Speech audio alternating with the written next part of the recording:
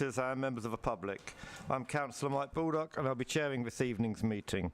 The meeting will be recorded and proceedings will be conducted in accordance with the Council's constitution, including procedural rules which are available on the Council's website. Item number 1, emergency evacuation procedure. There is no planned evacuation drill this evening, and accordingly if the alarm sounds it is to be treated as a genuine need to evacuate. There are emergency exits to my right and opposite the lifts when you came in. Please do not use the lifts. On exiting, you'll be directed to the assembly point, and it is important that you remain there and do not return to the building until I've announced that it is safe to do so. If anyone present will need assistance in evacuating, could you please inform me now so that we can make the necessary arrangements to assist you. Okay. Members must consider each application and everything that is said in the meeting concerning the application and make their decision based solely on their planning judgment on the information available to them. I remind members that they must remain in the meeting for the whole time from the announcement of the item by the Chair through to the resolution of the Planning Committee and should not vote on the item unless they have done so. Following a decision by members, delegated authority is given to the planning officer to issue the decision notice. Planning permission is not granted or refused until the issue of that decision notice. Any member of the council who is not a member of a planning committee may attend as a visiting member and may speak, having given prior notification. Such visiting members may of course include ward members, and whilst members can speak on an application, they are not permitted to vote. Any member acting as a substitute on the planning committee must have undertaken appropriate training before doing so. Members must remain in the meeting for the whole time that each item is being debated and should not vote on that item unless they have done so. I would now like to welcome our public speakers and remind you that you have 3 minutes to speak, and an audible warning of time will be given when there are 30 seconds left. If a meeting is deferred to conduct a site meeting, you may speak both at this meeting and at the site meeting and when it comes back to the planning committee. Item 2. Apologies for absence and substitutes. Thank you, Chair. I have apologies of absence from Councillor Kieran Golding, who is substituted by Councillor Angela Harrison, Councillor Hayden Braun, who is substituted by Councillor Shelley Cheeseman, Councillor Claire Martin and Councillor Andy Booth. Thank you. Okay. Item 3, to approve the minutes of a meeting held on the 12th September 2024, minutes number 234 to 242 with the correct record. Agreed. Thank you. Okay, to invite members' declarations of disclosable pecuniary interests under the Localism Act 2011 and disclosable non-pecuniary interests under the Code of Conduct adopted by the Council. I would like to remind the meeting that where it is possible that a fair-minded and informed observer, having considered the facts, would conclude that there was a real possibility that a member might be predetermined or biased on any agenda item, the member should declare this possibility and then leave the room while that item is considered. Councillor Jays. Non-disclosable pecuniary interest. As the Parish Council Chair is here to speak, I want to declare that, but I'm not on the planning committee at the Parish Council, and therefore I have an open mind. And you took no part in the vote. Okay, thank you. Councillor Harrison, do you have anything to declare on this? If you mean, have I got a predisposition, then I have a predisposition. Your statement... Sorry, carry on. I do support social housing, not to the detriment of all else. I've read the report and I shall be going forward on the basis of that. I don't have a predetermination against development per se, which I would have thought would be a pecuniary interest. Thank you. So can you confirm that when you said on your call-in we should grab this opportunity with this application with both hands, but you now have changed your position and have an open mind? Can you confirm that, please? I've always had an open mind. If the officers were recommending refusal, Mr. Chairman, then I would take that very, very seriously, as I have done for the past X number of years, unlike an awful lot of people in this chamber. Thank you. And you can confirm that you come to this with an open mind, can you please? I always come to this with an open mind, unlike many of my colleagues. Full stop. Thank you, Councillor Harrison. Anybody else? Okay then. Going to slightly deviate from the printed agenda. Item 3.1, there's a tabled update for you. This is in regard to 5 acres Hollywell Lane. The officer has received further information and is now willing to now is prepared to recommend it for approval. Under that basis, are we okay to take this off the agenda? Agreed. Thank you.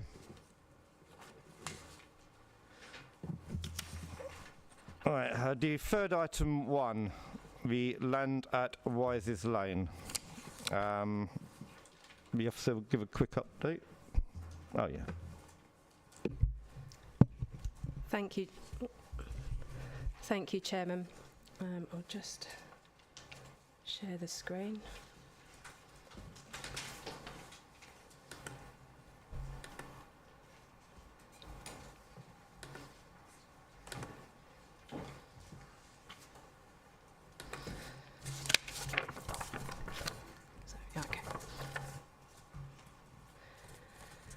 So members will remember that this application was deferred from the 6th of August committee, basically asking the applicant whether they would consider reducing the site to contain only the area that would result in the land levelling for the school area, following concerns with regard to ecology and the soil to be used and the use of open space. The applicant has declined to change the site area, so the proposal remains as the red outline as shown on the photo on the screen at the moment. So it is as reported in August, but they have also submitted some further information, which I'll come on to in a bit later. But this is for the reserved matters for Phase 2F of Wises Lane. So this is what you would have seen before at the August committee. This is a plan showing the cut and fill across the site area. And you might be able to see some lines there which are going to be the sections through the site that you'll see on the next slide coming up. So just and across here. So this is the sections that have been provided. I'm not sure how clearly you can see that, but there's a dotted line that runs, so like for example on this one here, and then you've got the beige line running across there, so you can see there's a difference in land levels there. Some of the concern was that the land would be entirely flat. That is not to be the case. So there will still be undulations. There's concern about the use of, the use of some areas of the open space. So here and here, it was previously marked out as pitches. That was then amended before the August committee.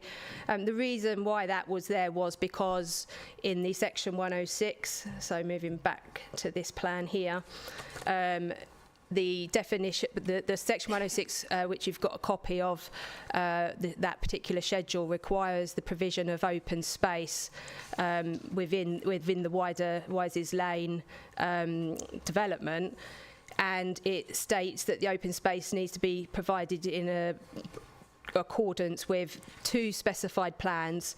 This is one of them, and again it's a bit faint on my screen, maybe you can see it better up there, but the pink here is the rugby club land, so that's outside of the site we're looking at tonight, but this area here is hatched in green and is identified as sports pitches. And then the second plan referred to in the section 106 is this area here, this plan here, and then this area here, the light green, you can see is identified as sports provision. So the land needs to be level to the extent that some sports provision could be provided on that site in that area. But in terms of what that sports provision is, that would then come forward at a later date in conjunction with discussions with the council and hopefully the parish council as well as to what we would want to see there. in my involvement with this application so far, there's never been any discussions about formal pitches here. It's always been identified as informal pitches, and whether that's white lined or not, that would be for discussions later with the applicant and the council or the green spaces officers as to what they want to see on that land. The rest of the site towards this area is left as open space. So I hope that provides a bit of clarification, and as sort of explained in the report, that is secured. So that is why this application is coming forward, to level the land to provide that open space. I also need to report that 2 letters have been received since the agenda was published. They're both from the same member of the public. The first one reiterates concerns regarding ecology, which was also raised by members, and with particular regard to the Skylark area to the south. That was explained last time. This proposal isn't covering that land at all. KCC Ecology have reviewed the application, are satisfied that there is no harmful impact in that regard, and in regard to all aspects of ecology. And in terms of the second letter from the member of the public, he referred to minutes from the Wises Lane Monitoring Group meeting that's on the Parish Council's website, referring to the meeting in September, and those minutes refer to some soil needing attention. It doesn't say what, following testing, and in the rep letter, the member of the public has asked that confirmation be sought that any soil that needs attention is dealt with, and that this should be enforced by condition. In relation to that, I spoke to the planning agent because I wasn't at that meeting, and they advised they wasn't able to recollect the discussion at the working group meeting, but that they had received an email from the parish council regarding soil and soil testing, and asked if residents should be concerned with that. The planning agent advised the parish council with regard to conditions 44 and 45 of the hybrid planning permission, which require soil testing to be undertaken to confirm the soil is clean for reuse, and that soil for the earthworks will be reused within the site, and to date that there's been no contamination found as yet. To add to that, there is also condition 69, which requires a soil management strategy. This has involved testing of the soil. That's been submitted and discharged, and the report that was submitted as part of that discharge recommended sustainable reuse of soil on the site, which is being proposed here. So, as set out in the report on the 6th of August and the report contained in tonight's agenda, we are recommending approval as we believe the proposal is acceptable in terms of the relevant planning policy, and it includes the condition listed in the August report, which refers to the drawings. Thank you. Thank you for that quick introduction. Can I ask the agent, Una Kerrigan, who should be online, to speak now, please? You have 3 minutes. Good evening, Chairman and members. Thank you for the opportunity to speak tonight in support of the application. Following the August Planning Committee meeting, BDW recognises the comments raised by members and have provided additional information on the proposals, including updated sections which provide a clearer overview of the levels changes proposed. As set out, there is an existing significant levels change on this part of the site, with the land sloping steadily towards the south. To tie the levels in with the remainder of the development area and achieve suitable gradients to achieve a usable area for the school and allow for future recreational uses, the levels across the combined area need to be reprofiled. It would not be possible to undertake these changes in isolation of the school land only, as these 2 phases are interconnected to ensure the levels tie in with the surrounding area. As demonstrated in the updated sections, the visuals demonstrate that the proposals do not seek to completely flatten the site, and after completion of the works, the land will still undulate, but to a lesser extent. This will ensure the recreation area is accessible for all, including those with reduced mobility. These changes will also ready both sites for future recreational uses. The detailed design for these 2 phases is not sought as part of this reserve matters, and consent is simply sought for the proposed levels and earthworks changes. The detailed design and arrangement of the school, including the design, function and arrangement of the open space, will be subject to separate consultation and reserved matter applications. As part of the application, careful consideration has been given to ecology. The site is currently a ploughed field, and the supporting ecological information highlights the proposals do not have a negative impact, and the areas of ecological mitigation are outside of the site. The proposals will further be subject to the ecological conditions attached to the hybrid consent. The proposals provide considerable sustainability benefits and allow for the earth to be reused within the site instead of requiring the earth to be transported off-site. By reusing soil on-site, this would save the equivalent of circa 10,000 vehicle trips, reducing disturbance in the local area. We trust that this further clarification addresses members' concerns. Your officers have recommended this application for approval, and we therefore respectfully request that you endorse your officer's recommendation to approve the application. Thank you for your time this evening. Thank you. So I think one of the important things to note here that we had concerns about last time is that the soil will not be imported or exported, but it is going to be contained. What is dug up in one place will be spread elsewhere, so that was one of the concerns that we had. Does anybody have anything to say on this? Councillor Thompson. I couldn't see because I haven't got my glasses and I can't see that far. What was the width? Was it the dark green, the tree planting area? Yes. It was. Oh, okay. Thank you very much. I'll move this in. Seconder? Cheers. Anybody else? In that case, those in favour, please indicate. 1, 2, 3, 4, 5, 6, 7, 8, 9, 10, 11, 12, 13. Those against, 2 abstentions. Thank you, that one's carried. Right, the next item is 24/500/508/full Camwa Ash, Bull Lane, Bolton-under-Bulleen. Can we have this is following the working party that only 3 of us turned up to.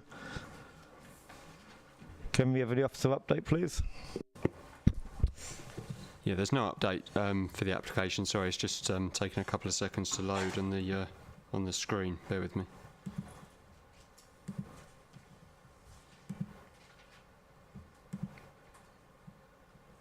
Okay, thanks. Yeah, so this was first reported to committee in July, and we had the site visit in September, and obviously back now for a decision. Just to refresh everyone's memory, this is an application for an existing garage to be converted to a utility room, and the erection of a side extension to be used as a store. So the site is here on the junction with Bull Lane and the street in Bolton. It's in the Bolton Street Conservation Area. There are quite a few listed buildings surrounding the site, the closest being 209 and 211 and 258, which are all grade 2 listed. In terms of the existing floor plans, so there's an existing garage, integral garage within the property. And here's the existing elevations. You can see the existing integral garage there on the left-hand side. With respect to the proposed floor plan, so the garage converted to a utility room, and then on the right hand side you can see the proposed single story side extension. In elevation form it looks like this, so obviously not too much difference in terms of the converted garage, just the garage door to a window, and then on the right hand side the single story extension. In terms of the photographs, so this is the house in question, the one on the end of the terrace. Again, with the side extension, obviously going between the hedge and the existing side elevation of the property. And this is looking down towards the junction with the street, and on the left-hand side, and on the right-hand side is looking up Bull Lane with the site on the right of that photo. And here's some photos, well, on the left-hand side taken from the junction, and on the right-hand side within the boundary of the property where the side extension is proposed. So, as per the report, the recommendation is for approval. Thank you very much. Thank you. Can I ask Parish Councillor Sarah Mokes to speak, please? You have 3 minutes. Hi. Yeah, street, within the conservation area and within the setting of a number of listed buildings. Section 72 of the Planning, Listed Buildings and Conservation Areas Act, as does the MPPF, rightly sets a high bar for development in conservation areas, requiring it to preserve or enhance their character or appearance. Local Plan Policy DM16 demands that all alterations and extensions maintain or enhance the character of the street scene. Unfortunately, this overbearing, flat-roofed extension fails to meet these crucial tests. The Conservation Officer may wax lyrical over its well-detailed parapet, but the structure is at best utilitarian in appearance. Given that it is not intended for use as a garage, one has to ask why it has been designed to look like one. At 14 feet by 24, it is also overlarge, more than half the width of the original house. None of the other 5 properties in this terrace have been extended, so this will impair the symmetry of the whole group. There's also the amenity of future residents to consider. With the side garden gone and the front garden reduced to a parking area, there'll be hardly any outdoor amenity space left. The back garden is tiny. It's not ideal for a 4-bedroom family house. According to the Conservation Officer, the flat roof design is preferable as it would enable the extension to be, quote, largely hidden in the street scene due to the existing hedge. There is no planning policy that justifies poor design on the basis that it is concealed by vegetation. In any case, the extension will almost certainly protrude above the hedge line, and the hedge isn't even evergreen, so it won't even provide that effective screening. And what is to stop the hedge succumbing to disease or the chainsaw at the hands of a future owner? In that case, the extension would stick out like a sore thumb. There can be little doubt that this would have an adverse effect on the conservation area and the nearby listed buildings, something the architect of this modern terrace had taken care to avoid by deliberately setting it back from the building line. Given that it will give rise to harm, albeit in the less than substantial category, it follows that the harm has to be weighed against the public benefits of the proposal in accordance with MPPF paragraph 208. In this case, there are no public benefits, only to the applicant. Their desire for a bike or bin store surely does not trump the importance of preserving the conservation area. It could easily be addressed by building something less obtrusive and less permanent than this outsized brick edifice. Let's not forget that conservation areas and listed buildings represent, in the words of MPPF paragraph 195, an irreplaceable resource and should be conserved so that they can be enjoyed for their contribution to the quality of life of existing and future generations. I urge you to reject this application. Thank you very much. I'll move the officer's recommendation. Do I have a seconder? Thank you. Councillor Winklis, as the only other person here who bothered to attend the site visit, I'll let you go first. Thank you, Chair. Yes, as you say, I did attend the site meeting and I really think it was very worthwhile attending.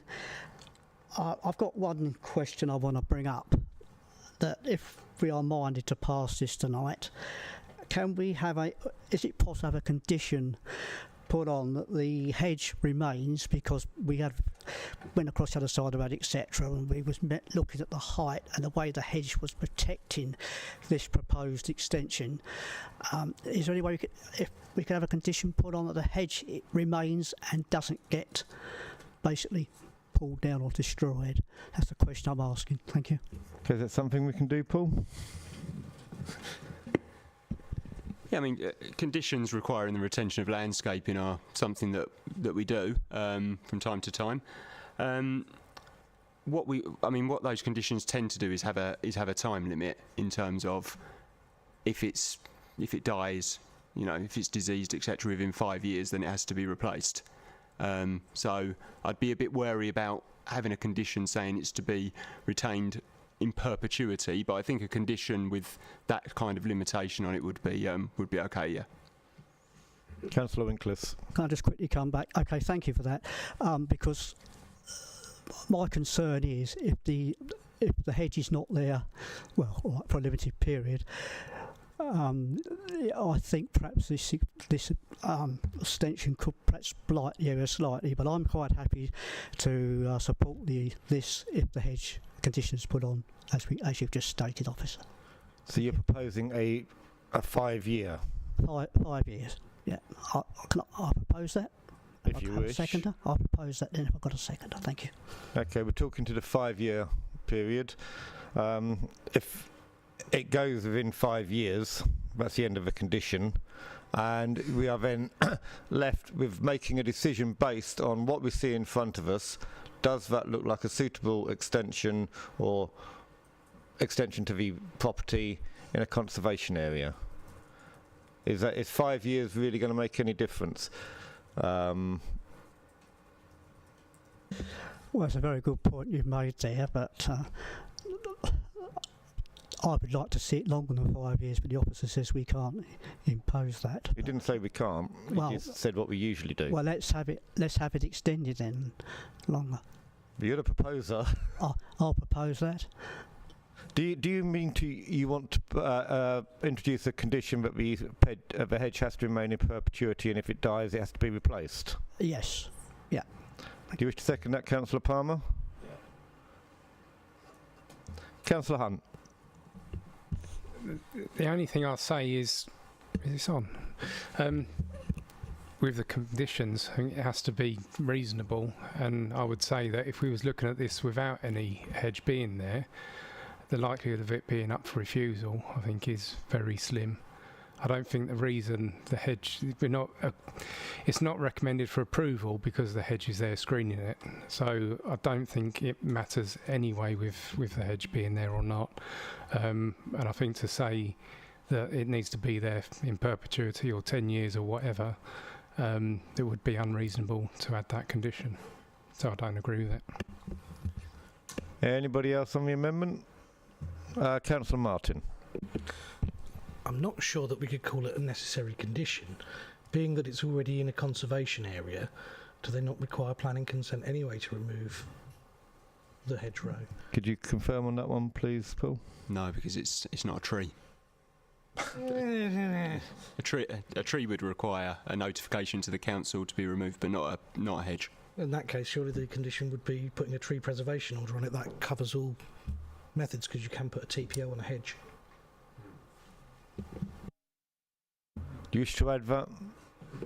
I'm quite happy to add that, yes. And the seconder agrees. Okay, so on the proposal that we add a... Oh, sorry, Elliot. Thank you, Chair. As the Parish Councillor mentioned, it isn't currently planned to be an evergreen. I wonder if we can condition that as well.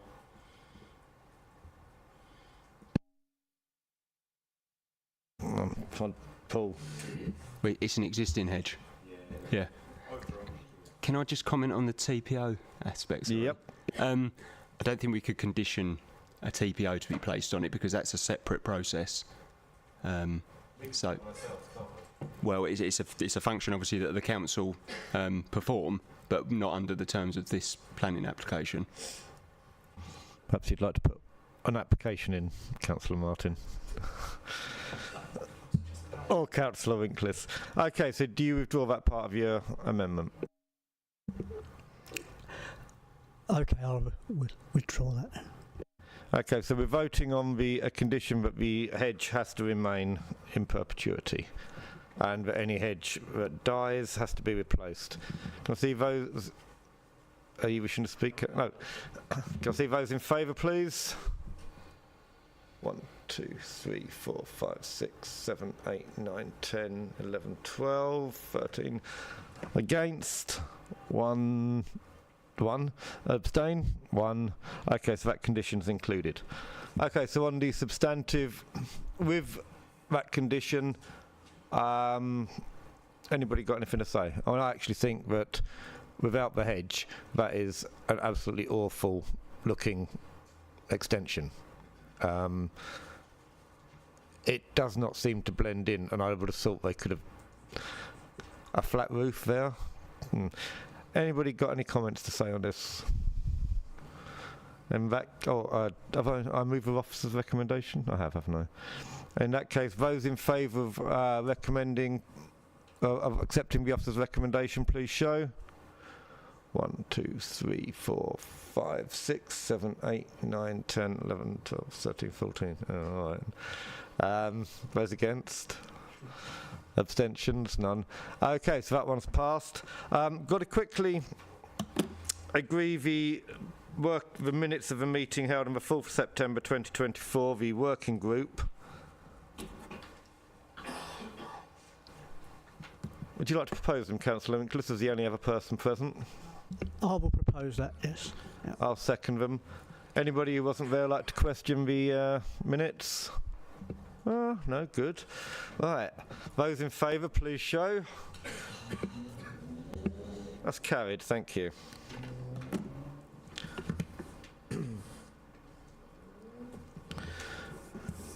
Okay, the next item is 2.2, 502 692, land north of Peril selling. And can we have the officer presentation, please? Yeah, thank you, Chair. No update to the report for this one, so I'll go straight into the presentation. So this is a Section 73 application.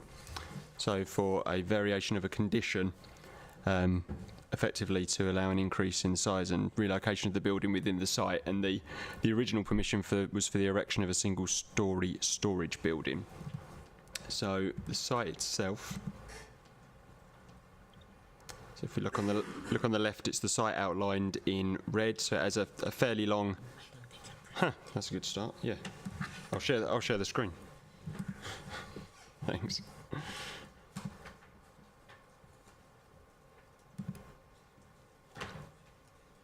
Okay, that will make more sense. Okay, so on the left-hand side is the site outlined in red. There's a fairly long access track which extends from Grove Road and then opens out into 4 paddocks. There is a stables building on the site that's been there for a number of years. There are a number of steel containers that are on the site, and there are a number of wooden pallets that are on the site. The storage building, which has permission and is now proposed to be amended, sits to the north of the stable building and is outlined in black on the right hand side there.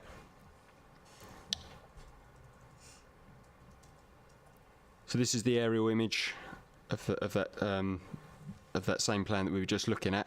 You can see the pallets there along the access. The containers again are on the eastern side of the site. Where my cursor is where the stables building is, and the proposed building goes to the north of that. So in terms of the proposal, I'll zoom in on some of this to make it a little more clearer.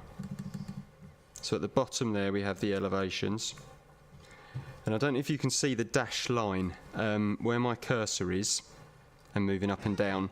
That and all the way to the right hand side of that elevation, that is as already approved. So that's the building that has planning consent, and it's effectively as high as where my mouse is now. So the additional bit is the bit here to the left, and obviously the additional height as well. There are additional doors on this building as well. I'll show you what's already has consent in a second.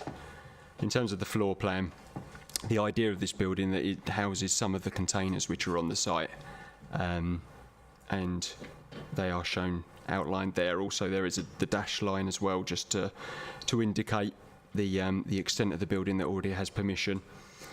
Moving now to that building that does have permission on the site. So down the bottom there is the elevations. As you can see, it is a smaller building than what's being proposed under this application, and it does have less doors as well. The doors also open slightly differently on the currently approved scheme. They open as sort of standard doors, whereas the other ones are up and over doors. The idea being to access the containers inside. So in terms of the site, this is the access that I was talking about, which runs from basically Grove Road is behind me, and I'm facing into the site there. There's wooden pallets within the site, some of which are lawful by virtue of passage of time, but that's not relevant to this current application. When you get to the end of the access, it then opens out into those 4 paddocks, which I was just referring to, which is that photograph there. And then we have the stable, the existing stable building, which, as I said, has been there for a number of years, and the building is to be located, so to the left-hand side of that, and running in the same direction away from that building. And this is looking back towards it, so the building effectively be here, where you can possibly see the roof of a vehicle. There is where the building would be located. These are some of the steel containers which are on the site, which are referred to at various points in the report.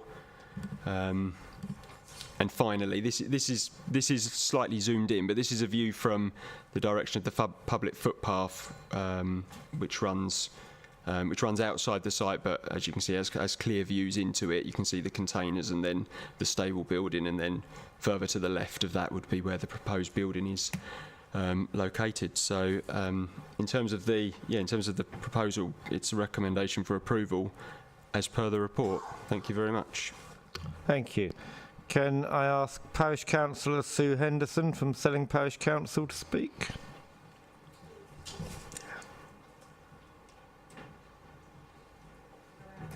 No. Can someone open the door? Thanks, Ben.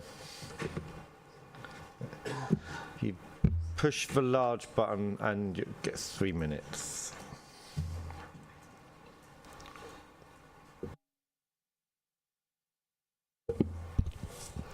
Thank you for your time. Obviously, the land is within the North Downs AONB, which is obviously now known as the Kent Downs National Landscape. The site has been subject to complaints from the Parish Council and neighbours for well over a decade, seeking enforcement of non-agricultural activities on the site. It is a history of failure by Swale Borough Council to carry out enforcement speedily and efficiently that brings us to where we now are. Points for discussion. Is a building 4 metres longer and 1.1 metres taller, and with 4 doors increased to 10, really a minor material amendment, or should it require a new application? I restate the comments made by Selling Parish Council in its response to the latest application set out in full on page 79, 4.3 of the report. Members will note that the Countryside and Rights of Way Act states, in relation to or so as to effect any AONB must seek to further the purpose of conserving and enhancing the natural beauty of the AONB, page 81, 7.7. Can officers or members seriously argue that this is so when applied to this application? Paragraph 7.11 states the concerns regarding landscaping in this sensitive area with the AONB are shared by officers. Officers' opinion that the condition to remove all remaining storage containers, those that are not stored in a new building, will improve landscape. Owing to repeated failure to enforce any past conditions, how can officers and members reassure Parish Council and residents that any conditions imposed by this committee will be monitored or enforced, even if a future notice is served? Thank you for your time. Thank you. And now can I ask Mr. Robin Gardner, please?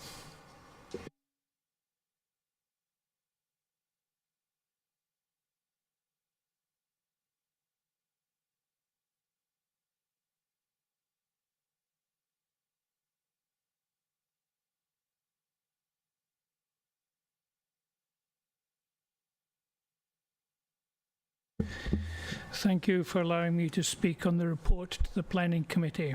First of all, I'm pleased the author of the report has replied to the objections that I raised in 2002 and 2003. Paragraph 4.2 of the report provides answers to these issues, and I have the following comments to some of the answers. The title, do not consider this as a minor development. The arithmetic fact is the amended size is roughly twice the volume of the original building. This is not a minor change, therefore paragraph 7.15 is flawed. Then there are 2 titles regarding excessive shipping containers and possible use as commercial storage. The use of the containers for the repair of pallets was never given. I still maintain 10 containers is grossly excessive for the operation of agricultural activities on just over 1 hectare. In the last 37 years, he has never tilled, sowed or harvested any crops. Hence, I still maintain that other uses are envisaged. Title: Storage of fuel will be a safety hazard. The applicant is contradictory, claiming that containers in a wooden building would improve security. He also wants a fuel storage facility that would attract remote vandalism and increase the chances of yet another fire at his premises. However, there's an overriding issue. The author of the report modestly states that the site has a fairly complex history, an understatement for a deeply divided topic that has been running for about a decade. The essence is the applicant has consistently not told the truth, he's ignored the law and has persistently ignored Swale Borough Council's enforcement notices. He has wasted the time and resources of Swale Borough Council, the Planning Inspectorate and the time and patience of the local residents. The land is an eyesore and an unofficial dumping ground. For his antisocial behaviour, he is now rewarded with potential permission for a building in which to keep containers but with various conditions. Considering the entire history, this is morally wrong, and the truth and the rule of law must prevail. Reviewing his past record, he will ignore the Swale Borough Council conditions to this planning permission. Therefore, I urge that the application is rejected. Thank you. Thank you very much.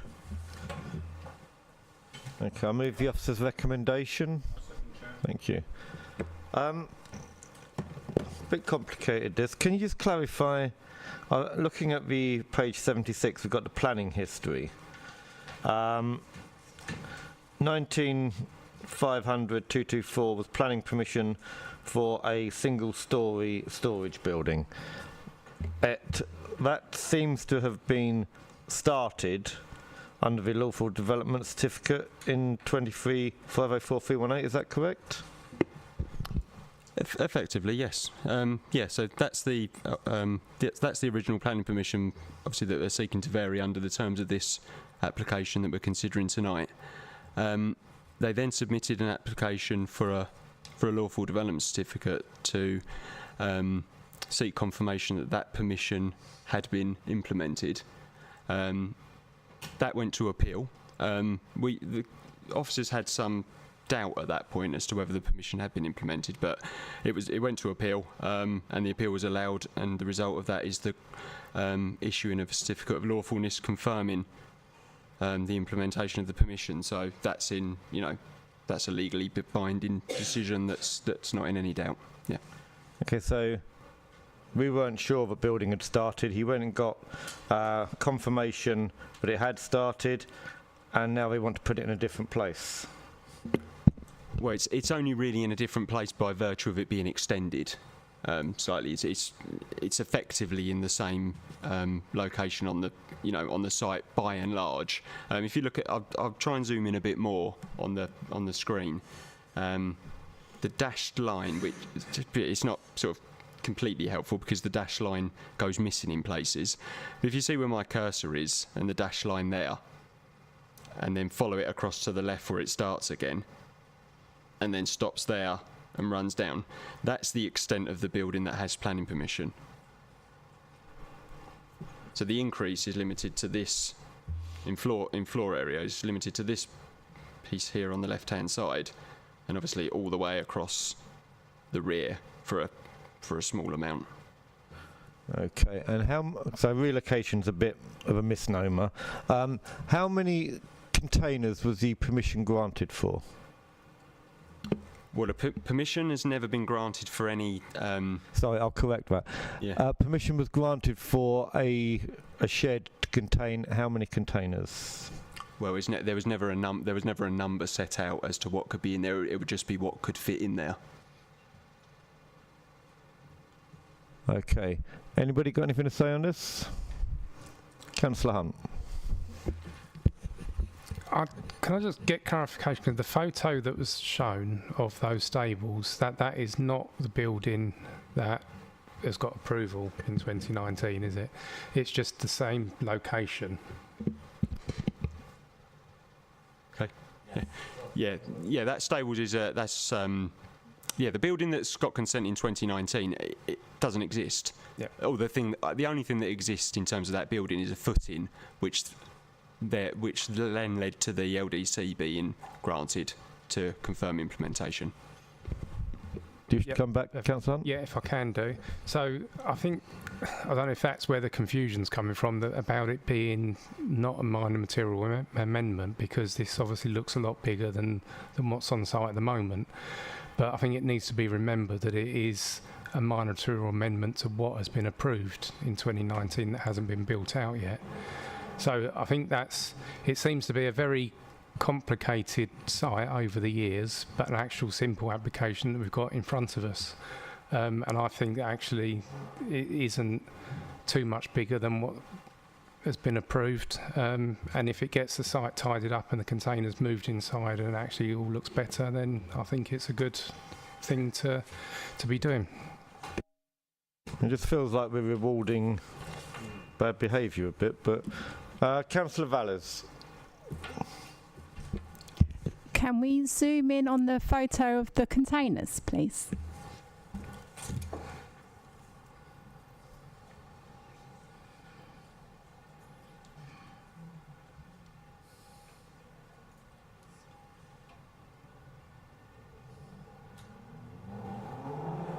That's an awful lot of containers. I'm just wondering what's actually kept in them, because one of those storage containers has a lot of volume. Yeah, I'm not sure if the officer's going to be able to tell us that. Well, it's a long story. In terms of this application this evening, it's the condition which. Firstly, the starting point to consider is that there's been permission granted for a storage building on that site which can house, bear with me. So initially under the 2019 application, I'd like to check this to clarify, but what is now condition 2, so the building hereby permitted shall be used only for the storage of machinery and materials associated with the paddocks and pallet business. That has come about essentially because of an appeal that was dealt with by way of a public inquiry earlier on this year, where the council came to the view that was what was being stored inside the containers. Before that related condition on the 2019 application, I believe, just stopped with associated with the paddocks. But by way of that appeal and further investigation and correspondence between the council and the planning inspectorate, that was widened out to be the pallet business as well. But effectively, the matter of whether a storage building is acceptable on that site is that argument has gone, because we've granted planning permission for it and they've implemented it. Hope that helps. Okay. Can you just check, what was the AOMB people's position on this? I couldn't see it in the report. I don't believe we've consulted them. They're not a statutory consultee. We took it's a judgment as to whether they're consulted or not. We took the view due to the limited increase in size that it wasn't a requirement. Even though there was parish council objections on it. Okay. Councillor Palmer, Richard. Yeah, I think Councillor Hunt in some respect is right. This is just an application for a storage unit. I think, however, I have concerns, and I think the parish councillor and Mr Gardner put it quite well, that I think sometimes our planning enforcement do not enforce. And no matter what we put on conditions, I have gut feeling that whatever we do tonight, things are going to happen there anyway. I'm just a bit concerned that we're giving someone who's run roughshod over what seems to be the planning system, then we give them approval, and I think it possibly still runs roughshod over the planning system. But that's probably not a good material planning consideration. But it does lead to concerns for me that we are approving something that really, perhaps if we'd suitably enforced in the long run some time ago, we wouldn't be here tonight discussing this sort of thing. Thank you. Well, I'm concerned that we haven't consulted the AONB, who would have been able to actually give us some advice on that. Councillor. Yeah, I just wonder, I noticed there were 12 or 14 containers. What's the condition on the amount that were going with the original 2019 building? Paul? And under them being mobile, does it mean he can just bring more back anyway? Well, the condition on the 2019 one doesn't mention a number, but it does. But what it says is that any container that doesn't go in the building is removed from the site. Oh, okay. Sorry, does that include the pallets as well? No, the pallets is a separate matter. There's a lawful development certificate for pallets to be located on part of the site. We are sort of, well, there's an enforcement investigation ongoing at the moment as to whether those pallets are still contained within that area or are extending beyond that. But again, it is a separate matter in terms of we've got permission for a storage building. Are the variations to that building acceptable or not? Yeah. Okay, Councillor. Sorry. Can you tell us what the footage of the original building that got permission was? Not off the top of my head. Because I would like to know exactly what we did give permission for and how many units could be got within it. Because it seems to me that we give permission for this, more containers might turn up, and we'll be seeing another bigger application shortly. I think, well, this is where that dash line probably does come in handy, because according to this drawing, if this is saying it could fit 10 in, and it's got the dash line going through halfway through the 9th one, then I'd say that it would be 8 in the original. So we gave permission for 8, and they've now got 15 on site. We didn't give permission for a number. No, but we gave permission for a building that would have been able to contain 8. Yeah. And they've doubled the number.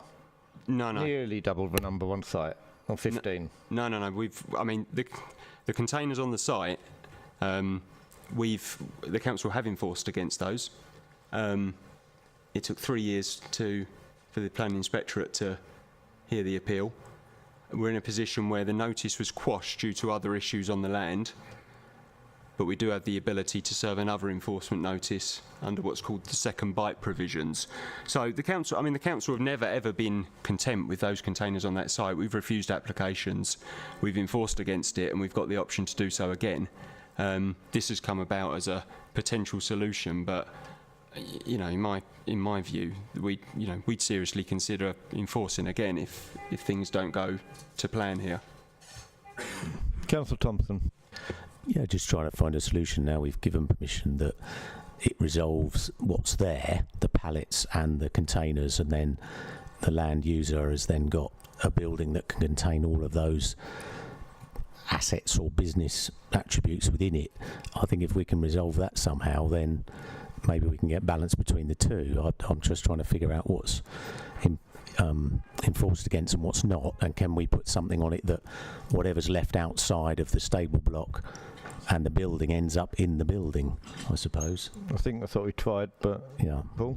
Well, we've got a condition in terms of the containers for that, but the matter of the pallet is separate, because they've got a certificate of lawfulness for pallets to be on part of that site. So, without me, I don't know exactly whether all those pallets are still within that area. I suspect there's a potential that they're not, and that's why enforcement are involved in that aspect of things. But in terms of the containers, one of the conditions says exactly that. If the container isn't in the building, then it has to go off the site. Councillor Thompson. I just wonder, what's the height difference? Because a container is 2.4 metres or 8 feet roughly. What's the extra height above the container now with the new proposal? Paul?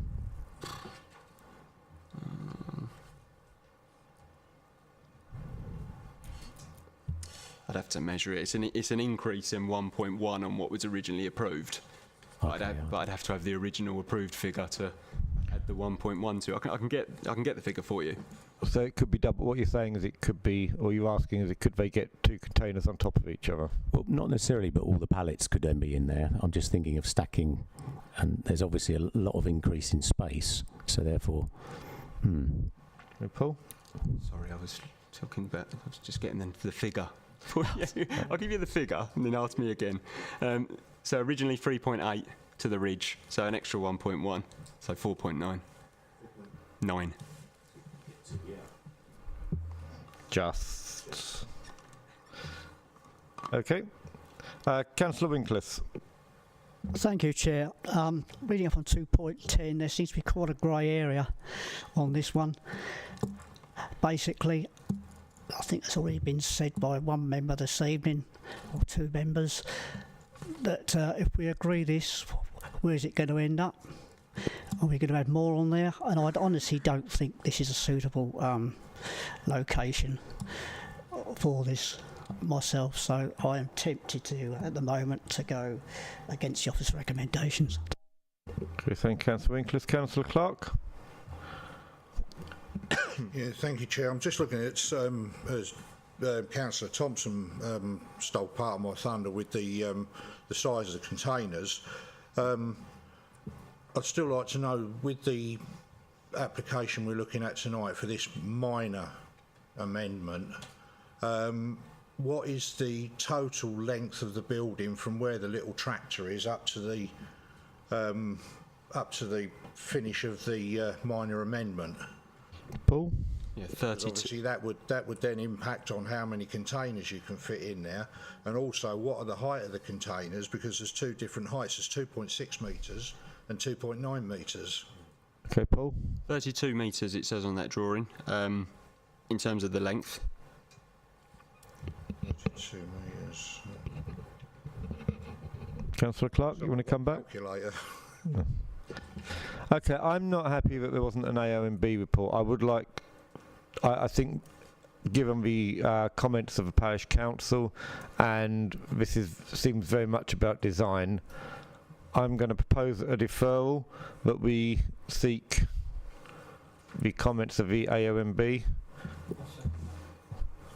And if I can really push my luck, if we are going to go for a deferral, would there be any support for a site visit? Councillor Winkles, you seconding? I will second that. Thank you. So speak to that proposal. Councillor Martin? If we're going to go for a deferral, can we have a look at what additional means can be put in from a biodiversity point of view on the building? As it is in AONB, I think it's bound to have some suitability for putting some sort of boxes in for relevant wildlife in the area, whether that be bat tubes or swift boxes, bird boxes, owl boxes, whatever you like, but take advantage of that opportunity. So I'm more than happy with the deferral. Naturally, I shall not be happy with the idea of a site visit. I do know Selling fairly well and know that footpath quite well, and frankly can never get out for site visits anyway. Are you happy to accept that proposal of the addition about biodiversity to be looked at? I am, yes.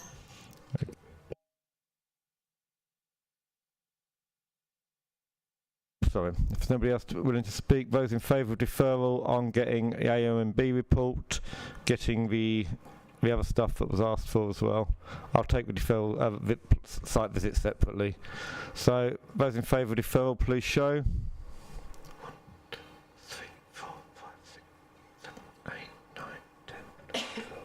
13. Those against?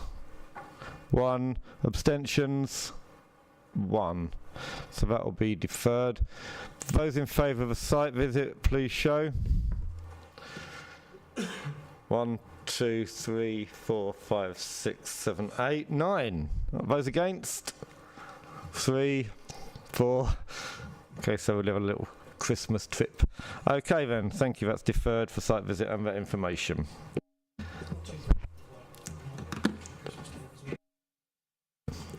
Okay, I'm going to take land at Pheasants Farm, I Wade next. 2.4. Sorry, officers, I just hope that I think we need to concentrate on the next one.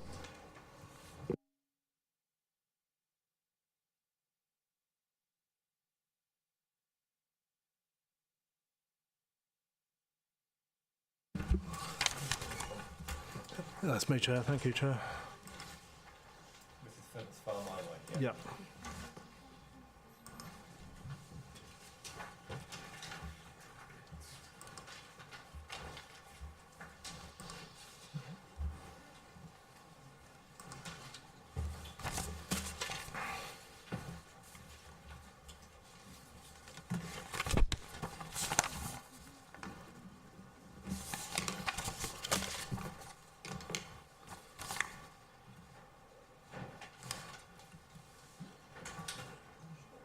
Is it not working?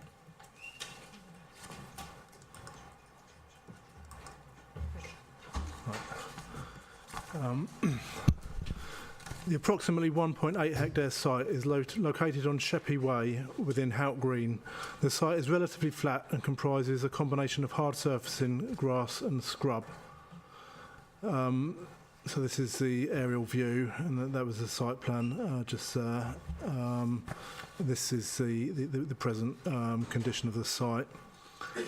The site has accommodated various temporary uses over the last 25 years or so, and has not been in agricultural use during this time. It's been used as a contractor's compound, a depot, and for open storage. The lawful use of the site is agriculture. And this is another view of the site looking northeast. The surrounding area is characterised by sporadic residential, agricultural, commercial and community uses and buildings of various forms. Immediately to the south of the site, running past the site's entrance, is Bramblefield Lane, a designated cycle and footpath which leads to a footbridge over the A249, which you can see here, and connects with the B2005. And this is the view of the footpath from the other side of the A249. It forms part of National Cycle Route Network 1, and I will be referring back to this footway, cycleway later. There's a Grade 2 listed building, Pheasants Farmhouse, which fronts Sheppey Way directly opposite the site. Someone's put their microphone on, I think. Someone got their microphone on. Okay.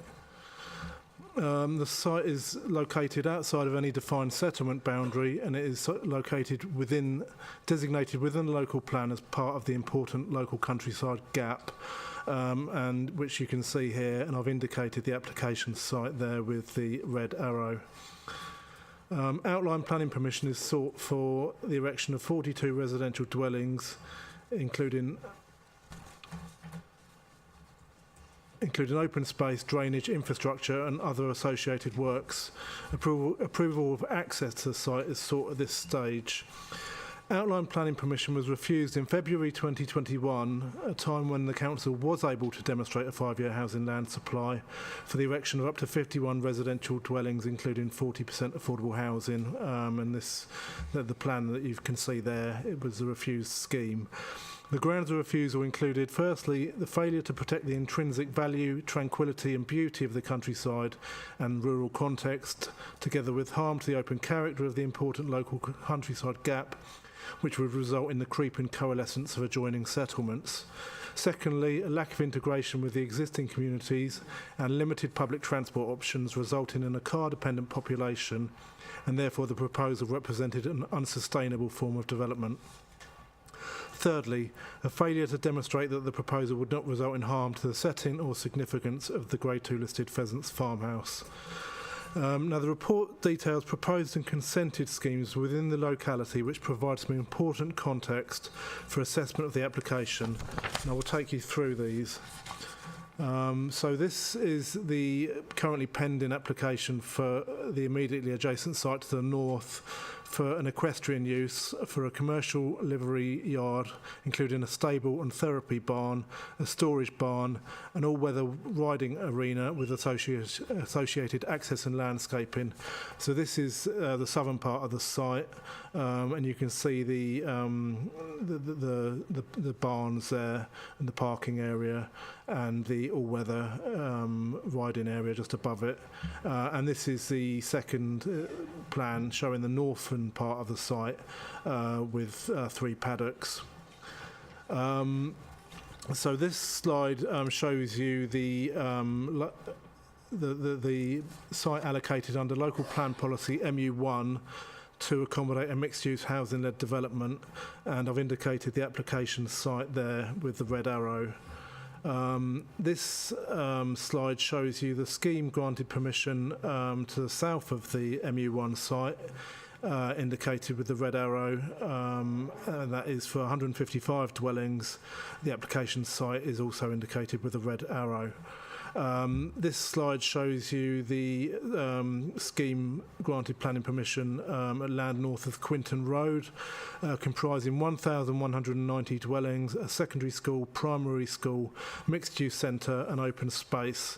And you would note the landscape buffer all along this side of the site with large open space to the north of the site, but there's a landscape buffer all along the A249 within this scheme. This slide shows you the land at Great Grovehurst Farm scheme, indicated in light blue to the north of the site, and the relationship with the application site, which is also indicated with a red arrow. This slide shows land Halfway Egg Farm, Featherbed Lane, for 19 dwellings, and you can see there the relationship with the application site. This site lies within the local countryside gap. This slide shows the 69 dwellings consented at Pond Farm, Grovehurst Road, and you can see the relationship with the application site. This slide shows the site identified as E2, land west-east of Iwade for 466 dwellings, and you can see the application site there.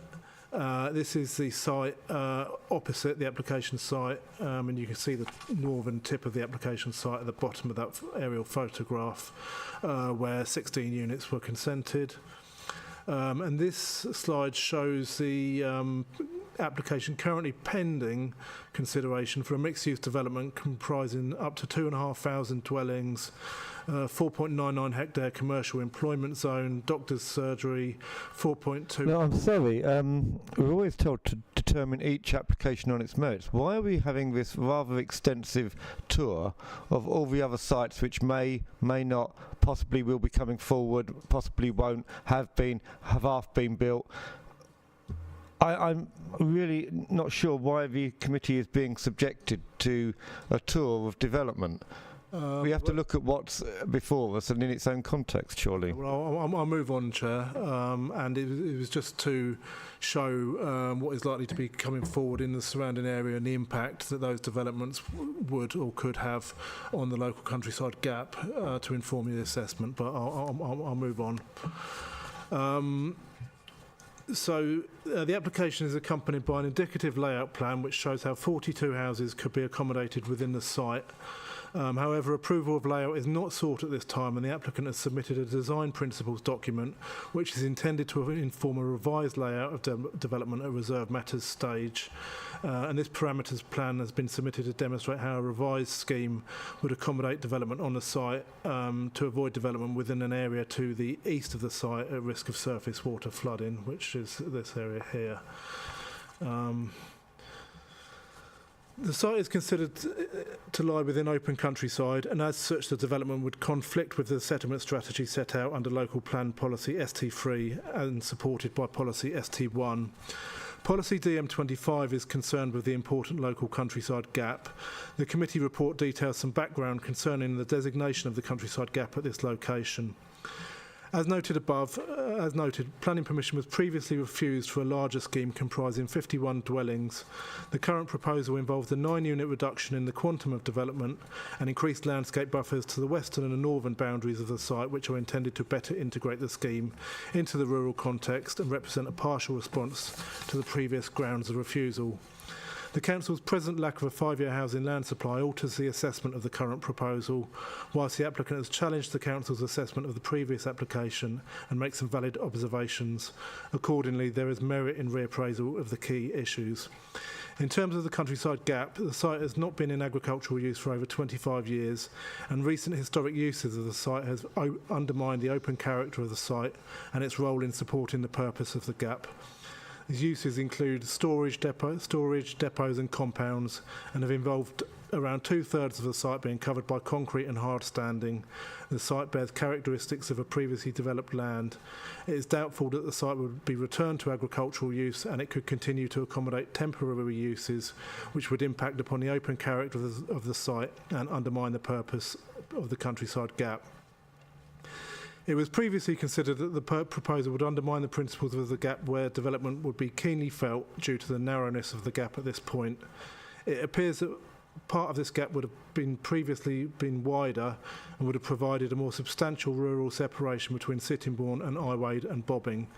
A key consideration is whether the narrowness of the gap makes it critical that what is remaining is retained, or whether the function of this part of the gap is already compromised and the harm arising from the proposed development would be limited. This part of the gap lies between two busy roads, the A249 and Sheppey Way, and is characterised by a mixture of residential, commercial and industrial development, particularly to the south of the site, which do not contribute towards the purposes of the gap. The site itself is, or potentially will be, surrounded by development, including through the development anticipated to come forward to the east of the A249 and the livery scheme to the north. The site will therefore perform a limited function. Sorry, what is this anticipated development to the east of the A249? Members resolved to grant planning permission back in around 2019. The decision notice hasn't been issued because the legal agreement hasn't been completed. My understanding is that the negotiations around the legal agreement are close to reaching a conclusion, at which point the decision notice would be issued. So that's the current status of that application. Okay, I'm really not happy that this committee is having possibilities, maybes, in interfering with the decision making. I'm seriously feeling this is compromising this committee's ability to make a decision at this moment. Please keep further presentations to the specific site. Okay. The site will therefore perform a limited function in terms of the countryside gap, purpose of safeguarding the open and undeveloped character of the area. In view of the location of the site in relation to Iwade and Bobbing, the proposal would not contribute to the coalescence of these villages with Sittingbourne and would not undermine the purpose of the gap in this regard. The A249 and the cutting it sits within creates a clear separation between the built-up area of Sittingbourne and the villages and smaller settlements to the west, such that they would never be viewed as part of Sittingbourne. The previous application was also refused on locational sustainability grounds. The accessibility of the site to nearby settlements and amenities on foot or by bicycle is set out within the committee report, and it is acknowledged that the site is not ideally located in this regard. However, Bramblefield Lane, which forms part of the National Cycle Network Route 1, provides a safe pedestrian cycle route over the A249 to Kemsley and onward to Sittingbourne.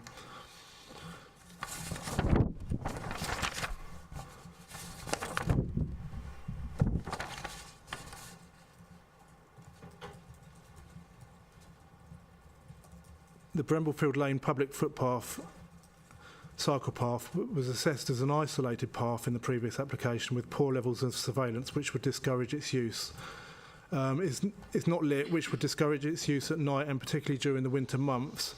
However, it will provide a approximately 0.5 kilometre route through to the new development if it comes forward. I'll just skip that. The committee report details cases where the council has accepted residential development on nearby sites and considered that they would be reasonably sustainably located. Reappraisal of the locational sustainability of the site suggests that whilst the distances to amenities and services and the opportunities for sustainable transport choices are less than ideal, the site does not occupy an isolated location, and the harm in relation to locational sustainability and therefore conflict with policies ST1, ST3 and CP2 is considered to be limited. The previous application was refused on grounds that it had not been demonstrated that the proposal would not result in harm to the setting or significance of Grade 2 listed Pheasant farmhouse. In response, the applicant has submitted a heritage statement. The council's heritage manager has reviewed this and considers that the proposal would give rise to a medium level of less than substantial harm to the agricultural setting of Pheasant farmhouse. It is considered unlikely that the application site would be returned to agricultural use, and there is potential for it to be put to uses which would be harmful in visual terms. The heritage harm should be considered against the public benefits of the proposal. The application identifies that in landscape terms, over time, the proposal would not result in harmful impacts in landscape and visual terms.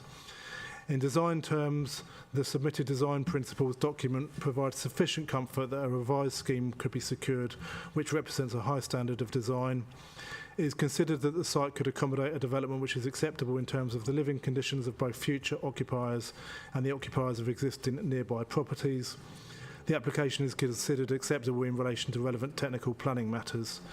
The proposal will result in disbenefits arising from conflict with policies ST1, ST3, ST5, CP2 and DM25. The council is presently not able to demonstrate a 5-year housing land supply and can presently demonstrate 4.1 years supply. In accordance with footnote 8 to paragraph 11 of the MPPF, the most important policies for determining the application cannot be considered up to date, and a so-called tilted balance in favour of sustainable development should apply to decision making. Only if the adverse impacts of the proposal significantly and demonstrably outweigh the benefits should planning permission be refused. The erection of 42 dwellings, including 40% affordable housing, would contribute meaningfully towards addressing the borough's lack of a 5-year housing land supply and would represent a substantial benefit. Moderate weight is afforded to the harm arising from development in the important local countryside gap, and limited weight is afforded to the harm arising from the locational sustainability of the site. Moderate weight is afforded to the conflict with the swale settlement strategy. In terms of the benefits of the scheme, the 42 units of housing, including 40% affordable housing, is afforded substantial weight. Employment and economic activity are afforded moderate weight. Sorry, a lot of what's been said is in the report. I'm just wondering, we keep going over things that I've already read, and it seems to be taking a long time. Okay, well, I'll just conclude then, Chair. So it's recommended for permission. The public benefits outweigh the heritage harm. The proposal is considered acceptable. Is recommended that planning permission is granted, subject to conditions and the prior completion of a Section 106 agreement. And just to note that it wasn't made clear in the report, but the affordable housing would be secured through the Section 106 agreement. Thank you. Okay, we're going to take a 10-minute deferral, please.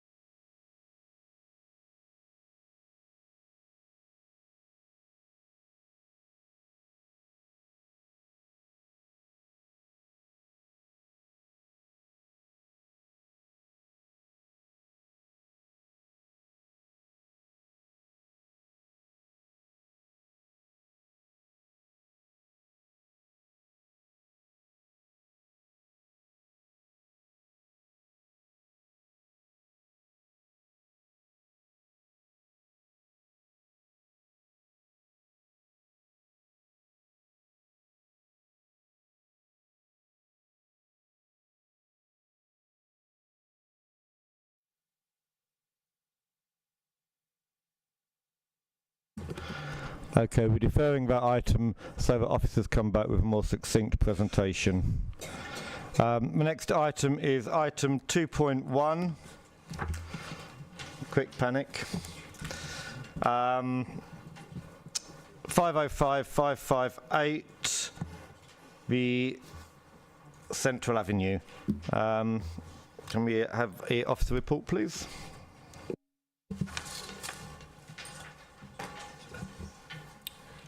Can you hear me? Yes. Yep. Hello, everyone. I thought I'll be the last, so it's nice. Thank you.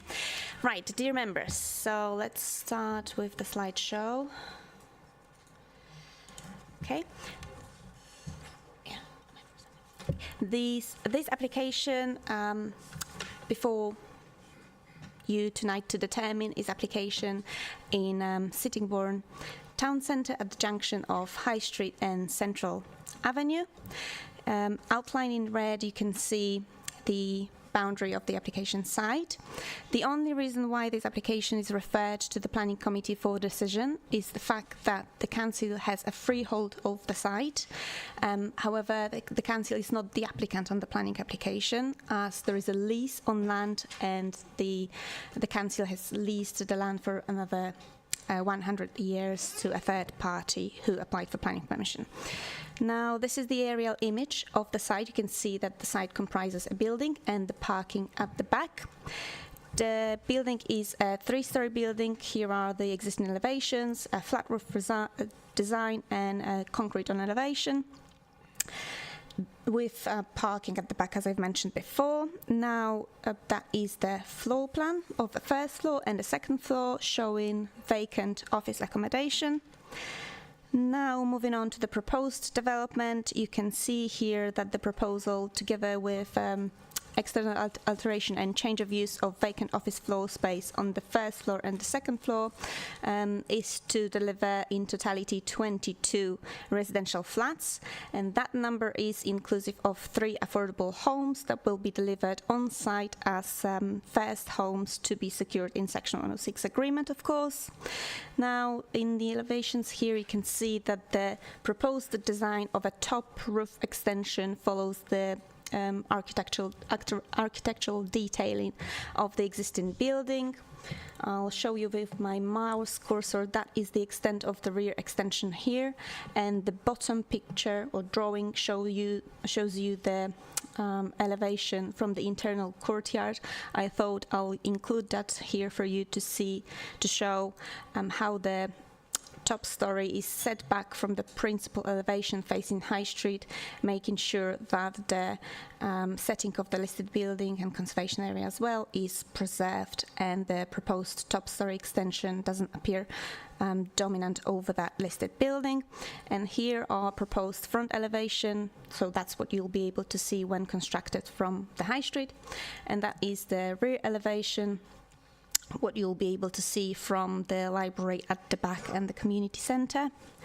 That elevation also shows Undercroft, where the existing and proposed parking will go, and the block plan shows the retention of parking spaces, 3 parking spaces for commercial use at the ground floor being NatWest, and for residential.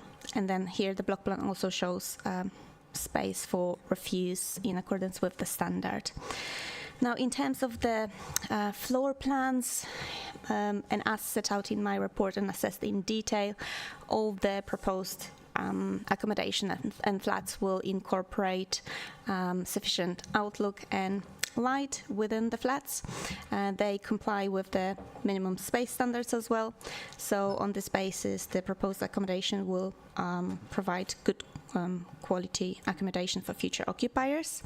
And now lastly, here we can see the photograph of the site as well. So that is the view of the existing building from the High Street, and the other photograph and the other view from the building from Central Avenue. So as I've set out in the report and assessed, the proposed development would result in the most efficient use of land. It would result in loss of office accommodation at the first and second floor, but the evidence does show that there is no significant need for office accommodation in this location. The proposal is for mixed-use development that retains the ground floor in commercial use. It is a highly sustainable location, and it does contribute in a positive way to increasing the density within town centre, and that is the objective of the local plan and also Sittingbourne Town Centre supplementary planning guidance. So, as assessed in the report, the proposal complies with all relevant planning policies, and I've asked a respectfully Planning Committee to grant planning permission subject to conditions and Section 106, securing all planning obligations as set out in the report, including contributions towards community infrastructure, NHS, open space, and of course affordable housing. Thank you. Thank you. I'll move the officer's recommendation. Thank you, Councillor Jays. I open this for debate. Councillor Thompson.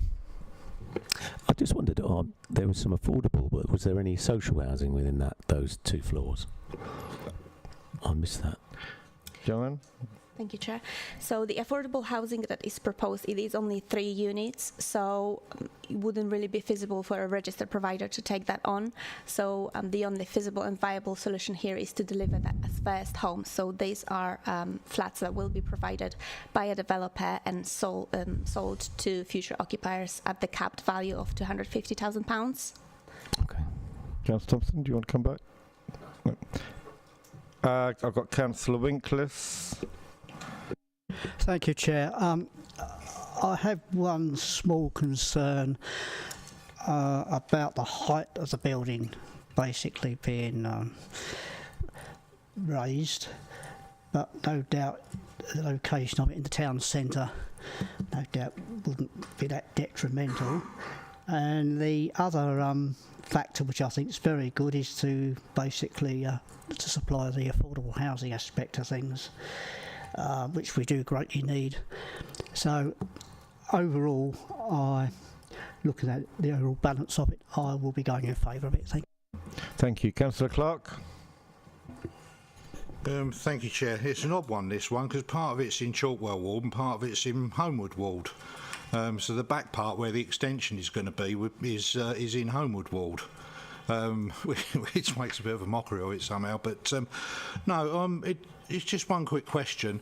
I mean, I know the materials to the outside are probably something to be agreed at a later date, but could you give us some idea as whether you'd be looking to have the extension clad or built in the same materials as the main part of the building is now? Joanne? Thank you, Chair, again.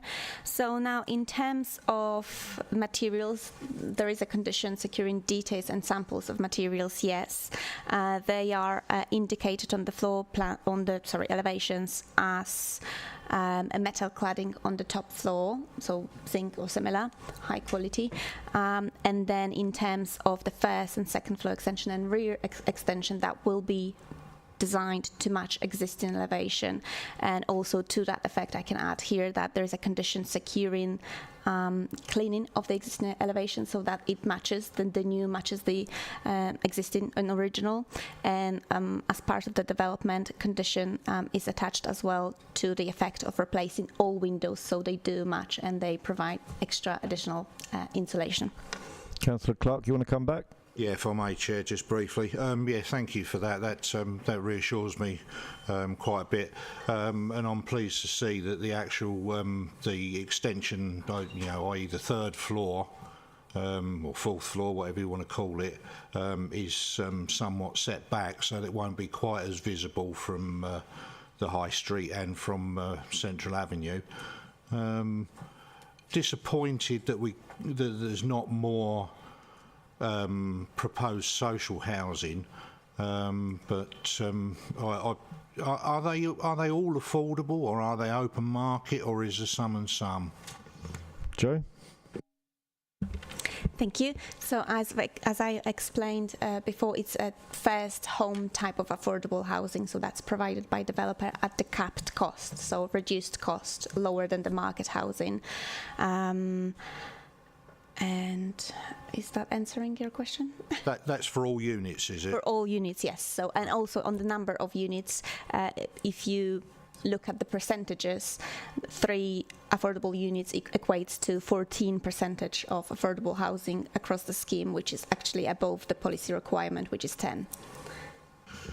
Yeah, thank you for that. Yeah, let's go to the vote if no one else has got Councillor Palmer. Raise. Yeah, I just want to make sure I've got it clear that for these 22 dwellings, there's just going to be, is it 4 parking spaces? 14. Right, sorry, Joe. Thank you.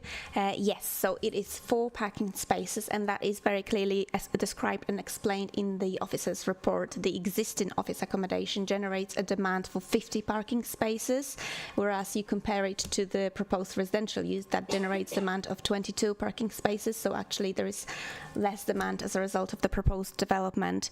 And we have to note that we are in highly sustainable location where with the availability of all types of public transport and community facilities, healthcare, etc. So on that basis, there is not a minimum parking standard in our policy, so that's acceptable.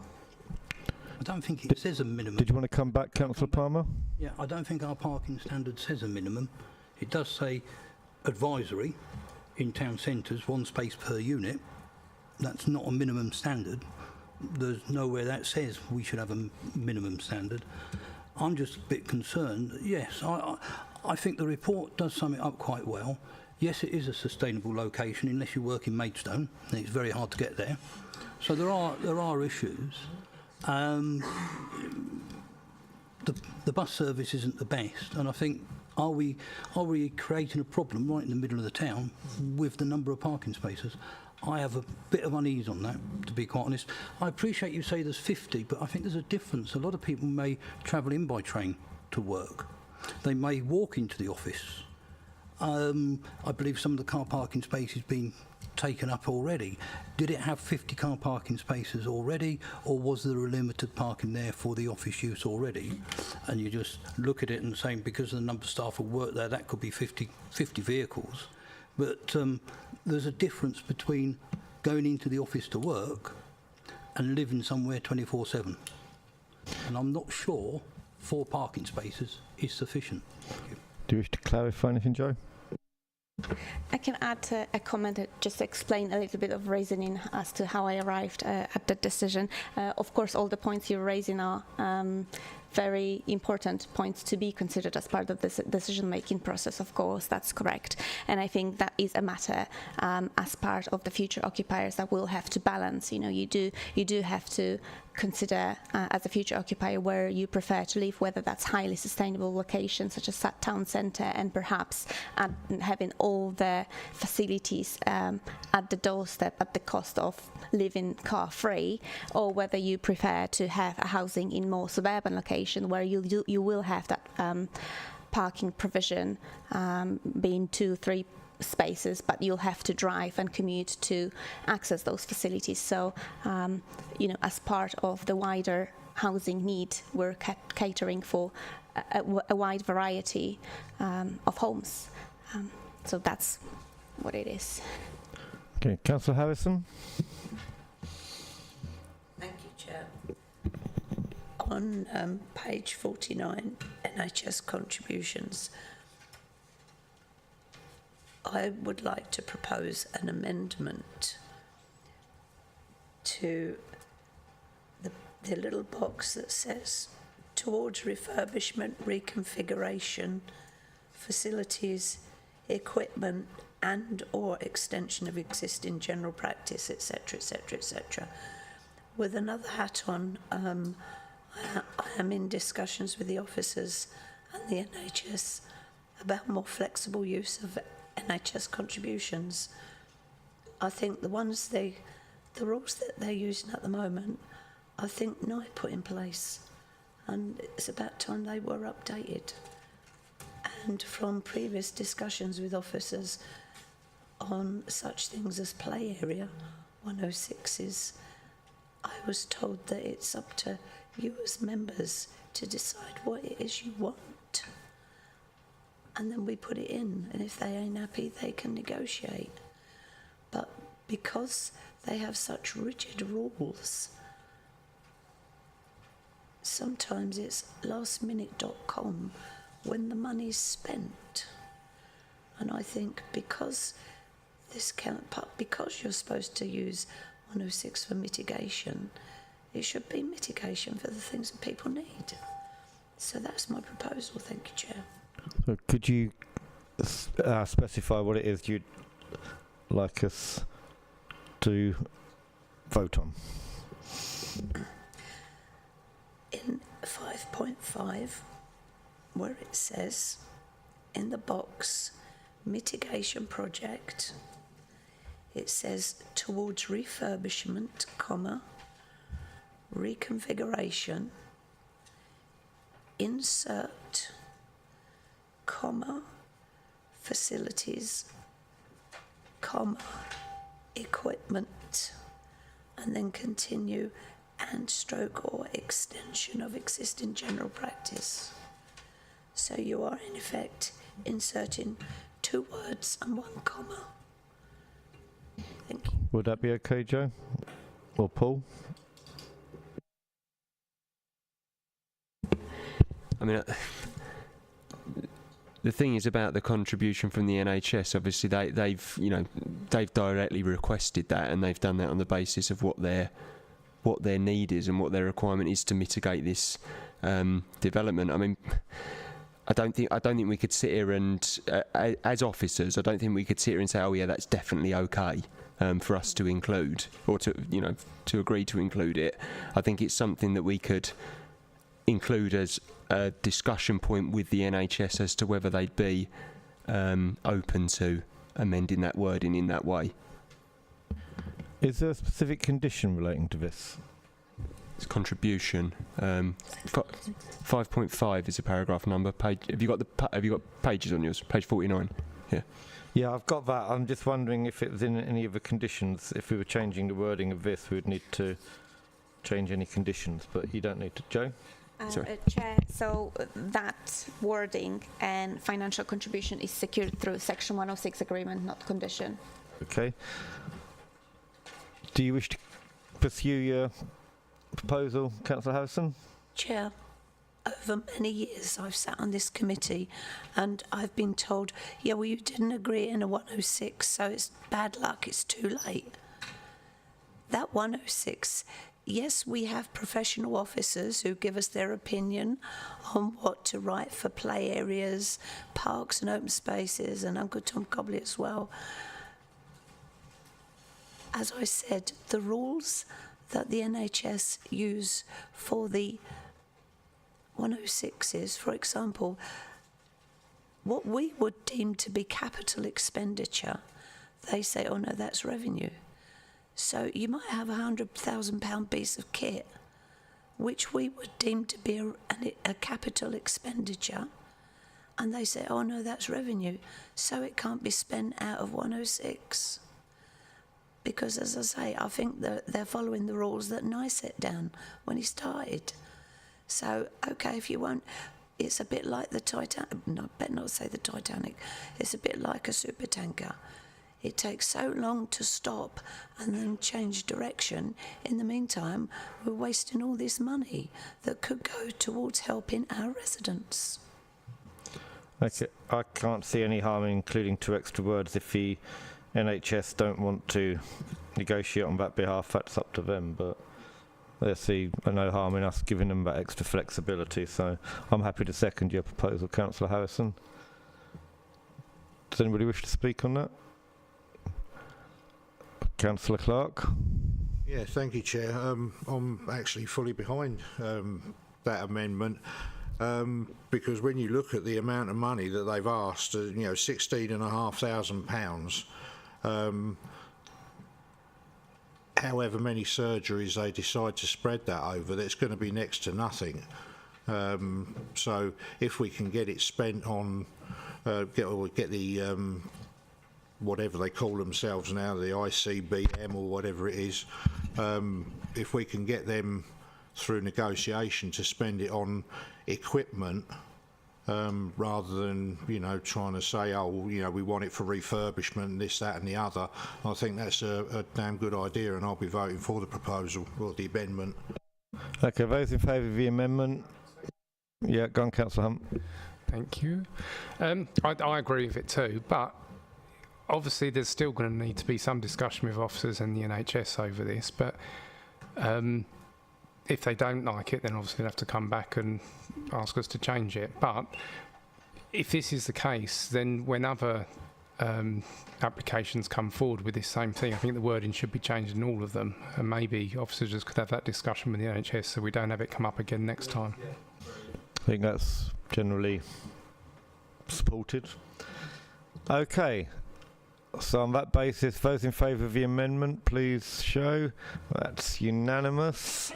So back to the substantive. Anybody else want? I've got Councillor Martin. You'll speak. Go on, Councillor Chase. Thank you, Chair. I'm going to take us to the top of page 67, if I can, under 7.16.2, which is around the energy measures that are proposed on this particular one. I do welcome the majority of these. I'd also request that we get wastewater heat recovery systems on all the showers. That will save somewhere in the region of 67% on showering, water heating costs for the showers, and it's a piece of kit that lasts 20 years and doesn't require any maintenance. I'd also ask that the developer ensures that information is given to the occupiers on the correct maintenance of their mechanical ventilation system with heat recovery, given a lot of people switch that off, leading to damp and mould issues due to noise, which can be basically stopped if someone just takes the filter out and cleans it every few months. It sounds daft, but people are used to using a radiator and an extractor fan. They are not yet used to using heat recovery systems and mechanical ventilation, and as such there's a bit of fear to them, so we need to make sure that people are actually able to utilise them. That will protect the living conditions in the longer term. In terms of the parking, this is surely, I mean, if it was an AQMA, we'd be desperately crying out for the car share scheme as a contribution, wouldn't we? It's the right place for a car share scheme within the Sittingbourne Town Centre car parking area. So if we're able to get something for that, excellent. If we're not able to get a contribution towards that, a suggestion to the hire car people, given how well the scheme has done elsewhere that we've put it in, that they might want to extend it to this area, would probably mitigate any of the other harms. I think we do have a car sharing scheme here. Extension. So comments on those proposals? Okay, so in terms of the sustainability and energy, it's great that we're so ambitious here and want the development to be truly sustainable. But I think in terms of the policy guidance, the guidance sets out that ambition at 50%, and the development is already above that threshold at 62.55. So I think my recommendation to you members would be to think whether you're reasonable within your request for additional improvements within the scheme. And then in terms of the air quality and car share scheme, the applicant has submitted air quality assessment within the application, and that demonstrated that there are no adverse impact. Air quality officer raised no objection to the scheme, and contributions towards car share scheme were not requested by either active travel or air quality officer. So on that basis, again, I would question whether that would be something that is reasonable here. But it's okay, we can require instructions on operation to be provided, can't we? Of how to operate your mechanical ventilation system. Okay. Councillor Martin? Yeah, so I wouldn't say we would want it as a requirement, because it would be unreasonable for me to say as a condition put on this additional piece of kit. Realistically, it's 200 to 450 quid per shower, which is an excellent sales point, and my understanding is, working somewhere where we've just sold some properties and managed to get an extra £3,000 per property that had them installed, it's a bit of a no-brainer to say to them, you might want to consider this, not necessarily we want you to do this, you must do it. It's, yeah, we'd be nice to the developers a little bit, and they might be nice to us a little bit. Could we perhaps add that as an informative? Yes, sure, exactly, that was my recommendation. Councillor Thompson. Sorry, I couldn't download all the info. But is the whole? I guess the whole roof solar then, is it? I didn't know whether it was or wasn't. Through the chair, Councillor Thompson. Sorry, Chair. Yeah. Joe. Sorry, did I understand the question correctly, Chair? Is there a question around PV? Yeah. Sorry. Yeah. Or thermal. No, there will be air source heat pumps within the development, and the roof will be partially green roof. Did you want to come back, Councillor Thompson? Yeah, I just wondered what the thinking is on a green roof in an industrial sort of area, as in the middle of town, rather than PV or thermal. Joe? Yeah. Chair, and that relates to disposal of the surface water, and to make sure that the greenfield rate for the disposal of the water is adequate to the requirements. So it's I think 0.5 litres per minute. So essentially a green roof will slow that infiltration down, and then there will be rainwater harvester going on the elevation, and then water going into the ground, into the attenuation, and then connected to the main sewer to dispose of the water. So that is integral part of the drainage strategy for the site.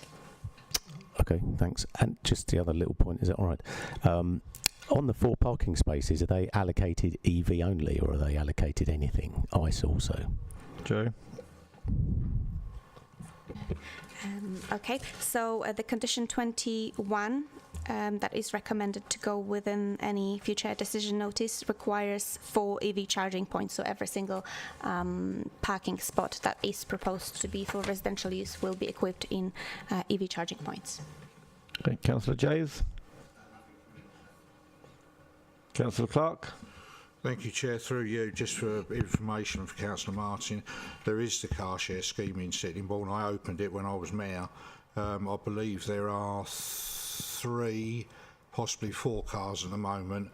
One on the one-way system, one in Albany Road, one in I think one in Central Avenue car park as well. And I believe there was meant to be one in the parking spaces at Riverbourne Court, but I don't know whether that's ever materialised. But perhaps Councillor Stephen. Yeah, that was. Sorry, Chair, through you. That was. I believe that was the one that was going to be parked at the public parking space at Riverbourne Court. Okay, that's good to know. It would be nice if we could. If we could get some sort of contribution, but if we can't, is it possible to contact Hire Car and see what their usage of the cars are, because they're not there very often. They are well used, I believe, and whether they would be willing to provide another 2 or 3 or even 4 cars for Sittingbourne. Okay, I'm sure we can look into that and get back to you. Okay, if there's no more contributions, did we move it? Yep. Those in favour of the officer's recommendation, please show. 3, 4, 5, 6, 7, 8, 9, 10. Oh, that's unanimous. Okay then. Permission's granted. Right, the next one is 502086 out land east of Scocles Road. I anticipate this may take a while, so I'm going to propose the suspension of standing orders till 10:30. Do I have a seconder? Councillor Jays. Those in favour? Those against? Abstentions? Right. Hopefully we won't need to go beyond 10:30. Okay, can I ask for the officer's report, please? Thank you, Chair. This is a slideshow. There. That one? Yeah. Go again. Yeah, thanks. Right, just to update firstly, 17 additional objections have been received since the report was published, raising concerns already detailed within the committee report. An email has been sent to members of the Planning Committee raising concerns detailed within the report, in addition to what is already addressed within the report, and I'll just run through some of these. It says that housing needs should be addressed through the local plan process, and I'll respond that the local planning authority is required to assess the application before us based on its merits. The queries, the controls related to the social rented affordable housing, raising concerns that it could be sold in the open market. The tenure of the social rented affordable housing will be secured through a legal agreement, which will require it to remain as that tenure. Concerns that the medical hub might not be brought forward. That is a matter for the NHS and their approvals process, but at present the land is identified for a medical hub. The travel plan will not be adopted by the community. It will include targets and measures for reporting, monitoring and review. Infrastructure contributions being subject to inflation, they will be index linked from the point at which they are secured. Query around who will maintain the roads in the public realm, either the developer or a management company or the Highways Authority if the roads are adopted. Lack of consultation with Historic England, there was no statutory requirement in this case, and no consideration of the Grade 1 listed Minster Abbey or Gatehouse. No impacts to these assets were identified in the heritage assessment in view of the distance and intervening development. One other update, representation has been received from the occupant of Scocles Manor, which is referred to in the report and the application documents as the Grade 2 listed Scocles Court, which I will refer to as Scocles Court for consistency. The occupant wishes to point out that the building was originally constructed in the 15th century and not the 18th century as indicated in the application. The occupant is concerned that the foundations to the building will make it particularly vulnerable to construction works, especially piling, but construction damage is a civil matter.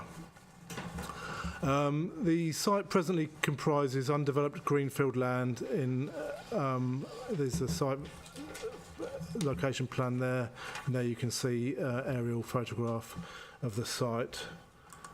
The Grade 2 listed Scocles Court is located just here where my cursor is, to the west of the site on the opposite side of Scocles Road. Here we've got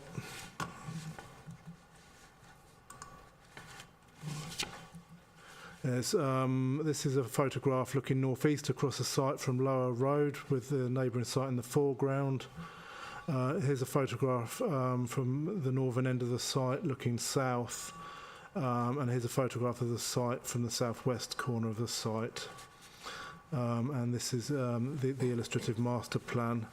Outline planning permission is sought for the erection of 650 residential dwellings, including 41.5%, which comprises 270 units as affordable dwellings, of which 90 would be extra care housing. The application also proposes a multi-use community hub with indoor and outdoor spaces. The outdoor facilities could include a multi-use sports pitch, tennis court, bowling club and allotments. Land is already also identified for a medical hub.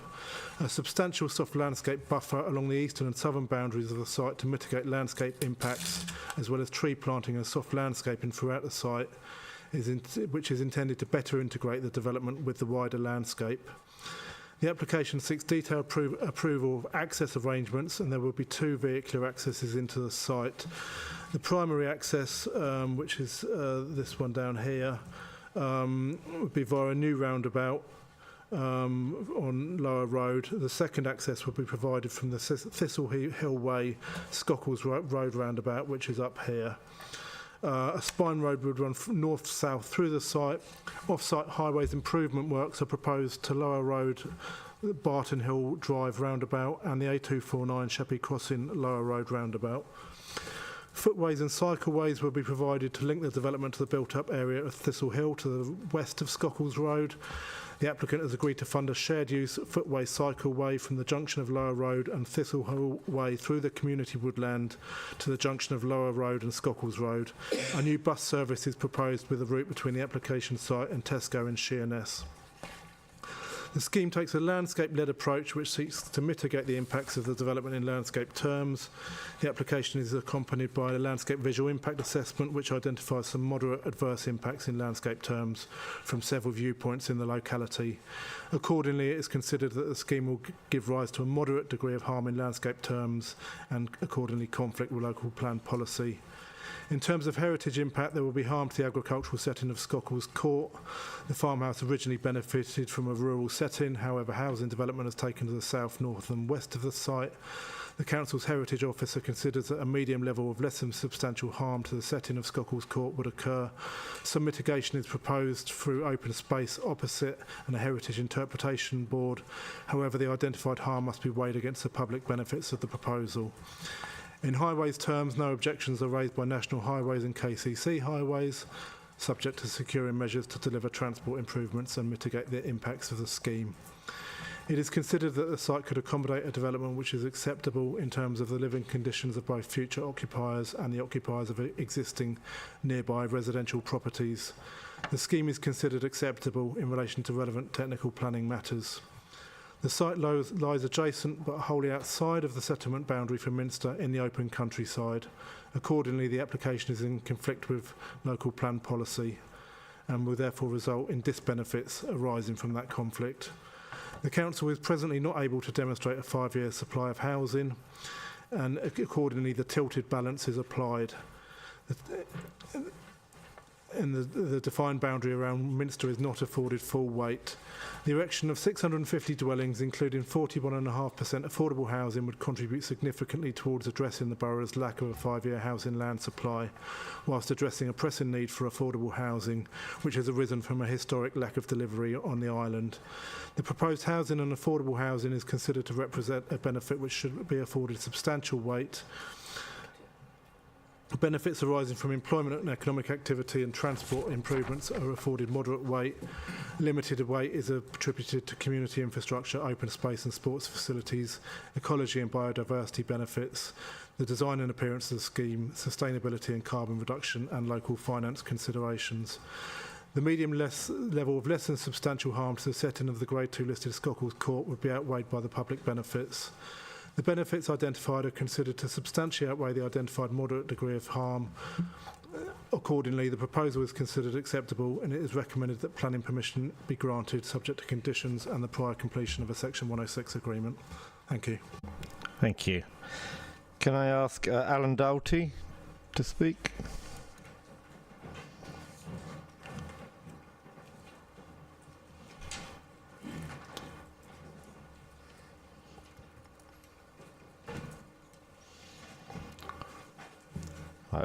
Just push the big button and you'll get 3 minutes. You get a 30-second warning when time's up.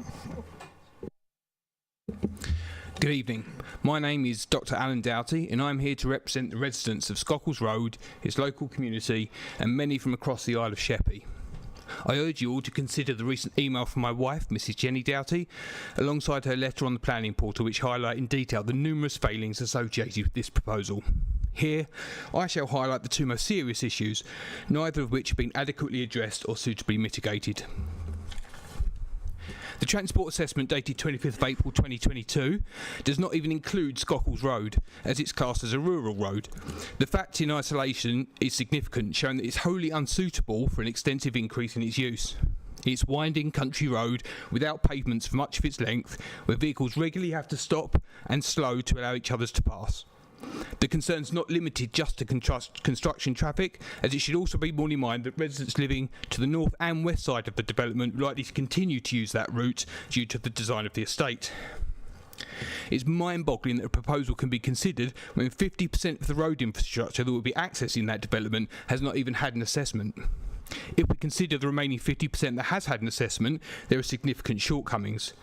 The junction of Lower Road and Sheppey Way is one of the most congested in the county as per the Swale Highway Model Forecasting Report of 2021. Using the Kent average of 1.57 cars per household, there's already going to be in excess of 3,000 more cars using Lower Road and its environs as a result of the already approved 2,050 houses in the area. This proposal will add another 1,000. Kenton Medway currently has a ratio of 2,232 patients per GP, compared to 1,716 across England. This is one of the worst ratios in the country. When you consider that areas with the highest levels of income deprivation experience even poorer access to medical care, and that Swale is the second in Kent in that category, our population is already being failed. The thus far approved 2,050 houses, at Kent average of £2.39 people per house, are already going to put a further 4,900 people into that system. The further development proposed here will add another 1,500. The idea of a medical hub is fantasy, a proposal already caveated that if not approved by the Integrated Care Board will result in more houses being built in its place. There is no committed, long-term, sustainable plan that will result in more GP provision on the island. At best, it will be a relocation of current services. Let me be clear. Further compounding the extensive health inequalities already in existence on Sheppey is not only life-threatening, but quite frankly immoral. I urge members to give these fundamental concerns the substantial weight they deserve and to realise they significantly outweigh any benefits that may be provided. And I ask you to refuse this application. Thank you.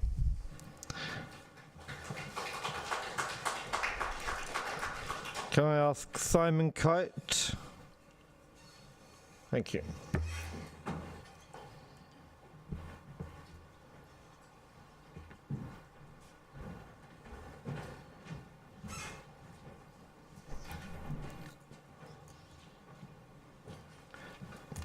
You just push the large button, and when you're ready to start, it's already on. Go for it. Good evening, members. My name is Simon Kite, and I'm a director of Affendale. We are a specialist affordable housing developer, and we will be delivering 41.5% of this scheme, that is 270 units, as affordable housing if permission is granted this evening. This project provides a unique opportunity to quickly deliver at scale the affordable homes which are in desperate need by many local families, key workers and all the residents of the island of Sheppey, and who will be given priority.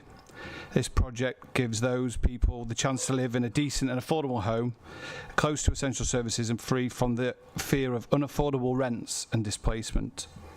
In June this year, there were 893 applications for affordable housing on Sheppey and 304 households in temporary accommodation.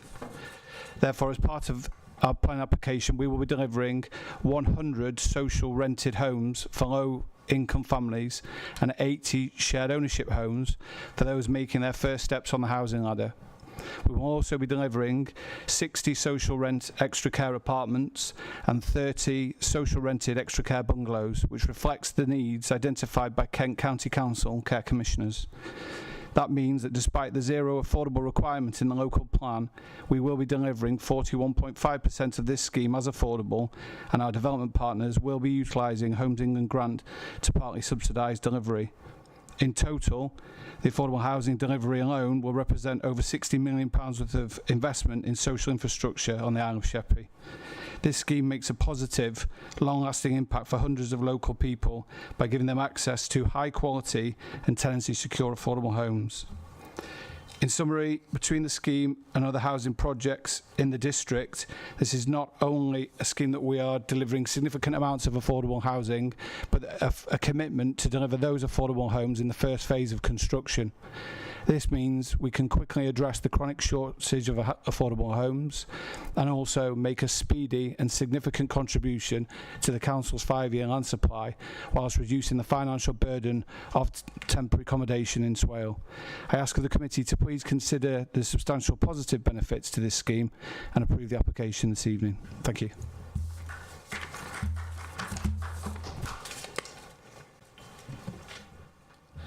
Can I ask Mr. Walters, please? Are you there? No? Yep.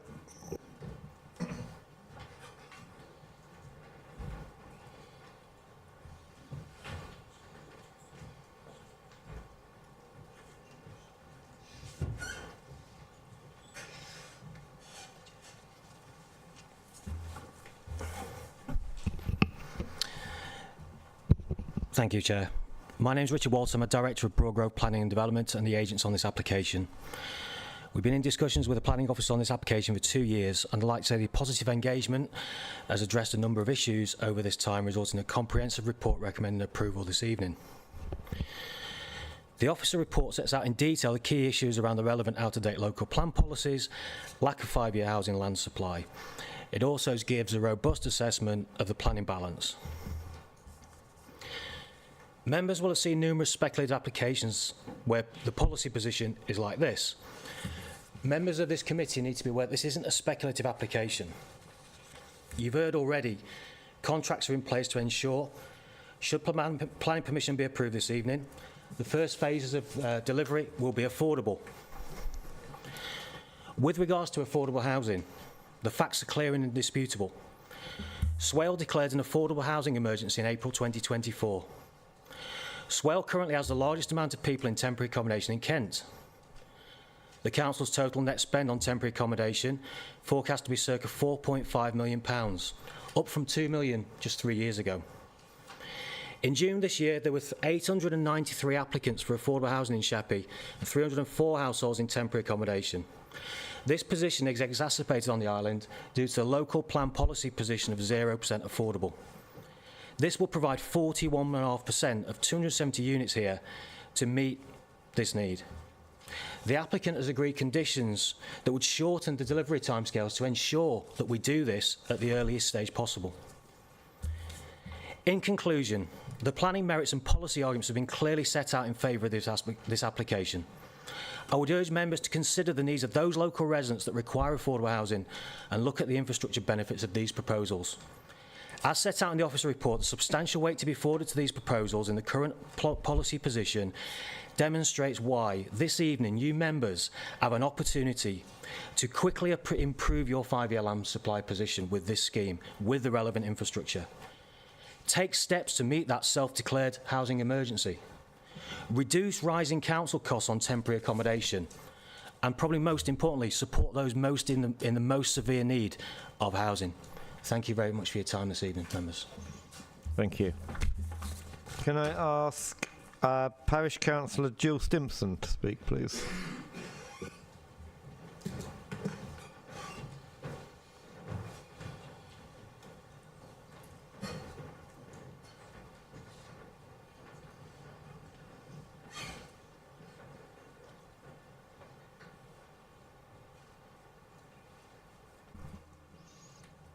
Okay, I think it's on, so start when you're ready.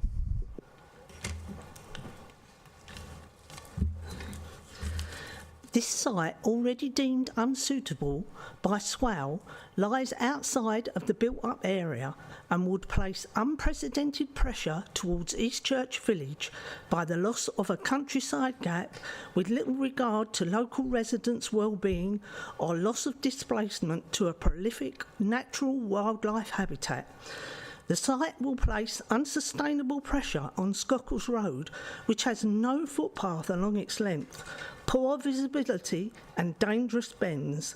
It is already exacerbated by a cumulative effect by other large developments. A second exit onto the main A2500, already overcapacitated with major traffic issues, is the main route on and off the island, with a limited bus service and no railway links. The deprived central Sheppey ward has already oversubscribed schools, GPs, dentists and a small hospital with no A&E or maternity services, not even open 24 hours, serving the whole island. And these available to this site only by car. Even to use the shops would mean a car journey and a lack of job opportunities, giving rise to major problems with family life and policing hotspots for antisocial behaviour, domestic violence and mental health issues already present in this area. Overstretched water services and an ever-growing problem with flooding due to drainage of surface water alongside other poor vital services leaves the parish fast becoming fragmented. with views being lost from Grade 1 and 2 historic buildings. There are other parcels of land which have been granted planning permission, not yet developed in Minster, with many windfall sites to meet any housing targets. Thank you for listening to the voices of the people of Minster. Thank you. And I think at this point we ask the ward councillor, Councillor Nundy.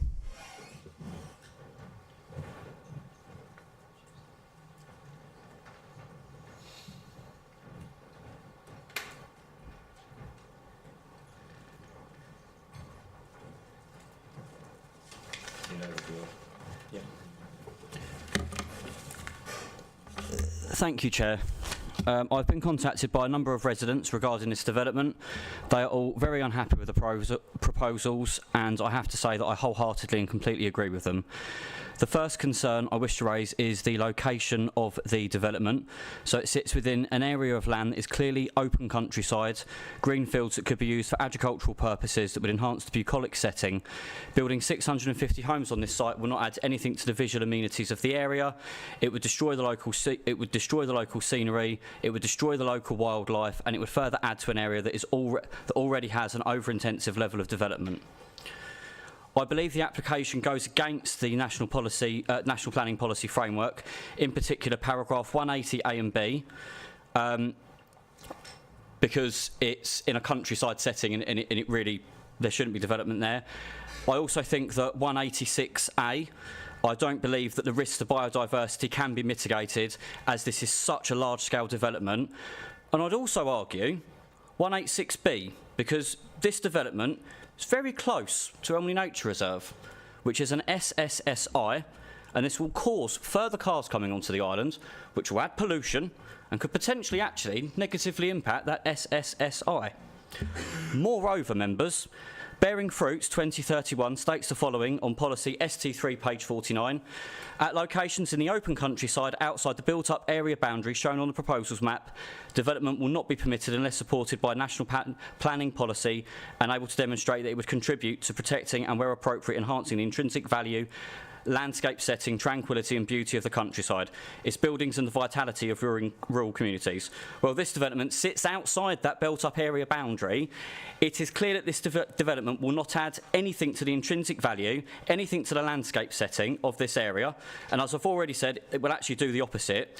Developing here would nullify the purpose of that gap, which is to allow for different areas, in this case it would be Minster and Eastchurch, to have their own personalities and differences rather than being merged into one huge area that simply blurs into one. I'd like to thank the other two speakers because they actually covered quite a lot of the points that I was going to raise, particularly Dr Doughty, the points you raised about transport, the road network and the doctor's surgery, and also Councillor Stimpson for the issues that you raised overall around the lack of infrastructure. The island really lacks infrastructure, and this development is only going to exacerbate that. It's not going to make it any better. We only have two secondary schools on the island, and we have loads of children that have to travel off the island every day just to get an education, and this is only going to make matters worse, as far as I'm concerned. The development could generate a community hub with a Muga, but this is only an outline application, so perhaps that isn't necessarily there. Look, members, the cold, hard fact of the matters are this application steps outside of SPC's policies, it goes against the MPPF, and the island does not have the infrastructure in place to support 650 additional homes. Sorry for going over, Chair. Thank you. Thank you, Councillor Nundy. Okay, I'll move the officer's recommendation. Right, it's not seconded. Oh, it is. Whoa. Thank you, Councillor Martin. Councillor Jays. Right. Thank you, Chair. A lot of stuff's already been covered by the two councillors and the member of the public that came and spoke, but we're told at 4.4 that's going to be a multi-use community hub is proposed, but I don't see where that's secured. We're told a medical hub is proposed, but if we look at Thistle Hill just across the road, that never materialised and the land has now been sold.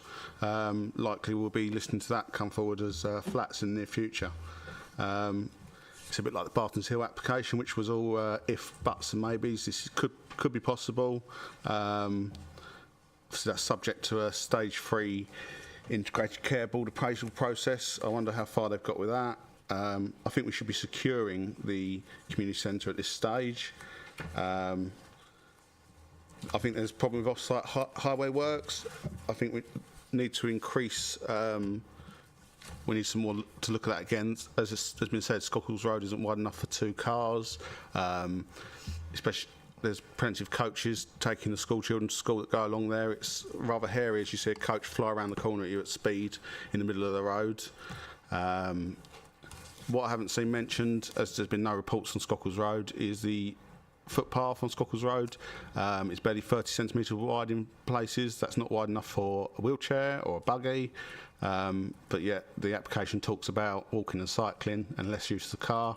I think other additional highway works that would be needed are an additional roundabout is needed at the junction of Scocles Road and Lower Road.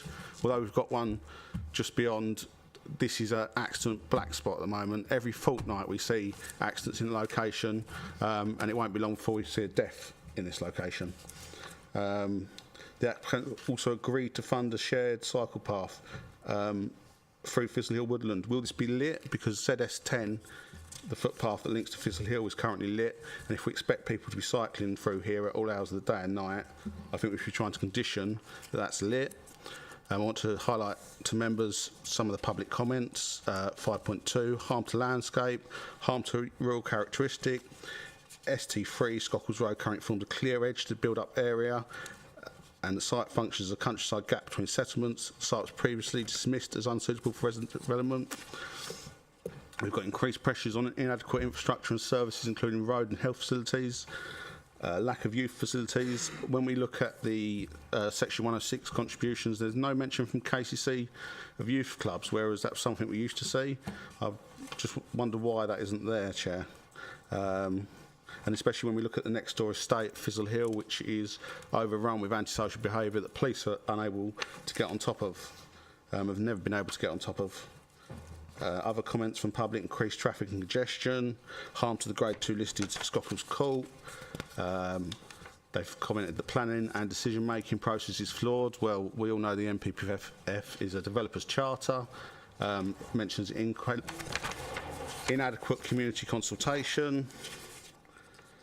On section 4.8, Swarborough Council's green spaces, it says there's no objections raised, but when you look further on in the report, it's all if, buts and maybes.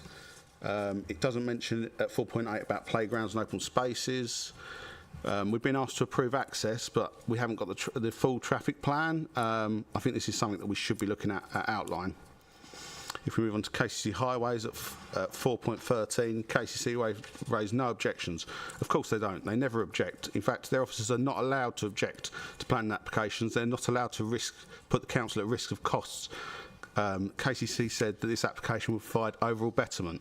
I really don't see how we're putting more traffic onto congested roads, as Member of Public's pointed out. At 4.16, KCC have proposed that a maximum of 300 dwellings before connection to the lower road needs to be opened. I'd like to see that lowered to before a footpath on the lower road. I'd like to see that lowered to 100. 4.17, a new bus service can be provided. The word "can" is the interesting point there. And the developer will be expected to fund this for a full period of 4 years. From when? This is far too vague. Is this from the start of construction? Is this from the end of construction? If we look at the average developer build-out time, which is 50 homes a year, that's 14 years away before a bus service arrives. We've still got to go through reserved matters and full applications on this. So when we're going to look at a bus service in 20 years, I think we need answers from KCC on that. The public right-of-way officer points out that there would also be a negative impact on the landscape and visual amenity of the wider network, and the developer's contributions sought would mitigate the loss of landscape and visual amenity. I don't think it does, but it gets KCC some money they desperately need. On 6.5 housing, we've got the ST3 policy there about settlement strategy and open countrysides. as it says here, it conflicts with ST1 and ST3, as members of the public have already pointed out. It mentions about community facilities, salt pitch, open space and recreation at 6.9, but again, where are these secured? It's not in, is it in section 1 or is it in conditions? We've told that the 60-unit extra care block and 30 extra care bungalows is proposed within a parcel in the centre of the site, immediately to the east of the community hub. We might get a community hub, so, but if you look in Thistle Hill, the concentration in the ASB is around the community centre, the shop, the play area. So the people that need extra care are going to be subject to the noise. I know from plenty of residents in Thistle Hill, they don't welcome their noise. They don't welcome the people breaking into their blocks to hang around and smoke in the communal areas. I hope the security is a lot better on this development. If we look at 641, in 2018, the Council commissioned a land use company to carry out and produce a landscape survey. And it says there about the harm that will happen on this site. If we look at 644, landscape value impact assessment, the site has a medium landscape value and a moderately high sensitivity to change. In 645, it forms a prominent part of a wider rural landscape which results in a moderate or greater impact on the site and the location and widespread character area at year 1. The wider landscape is identified as contributing to the rural setting of Minster Abbey, which is why the whole of Minster exists, and as part visibly prominent in views from the marshland to the south. The LVIA acknowledged that it would be an adverse impact on the landscape in terms of the setting of Minster Abbey.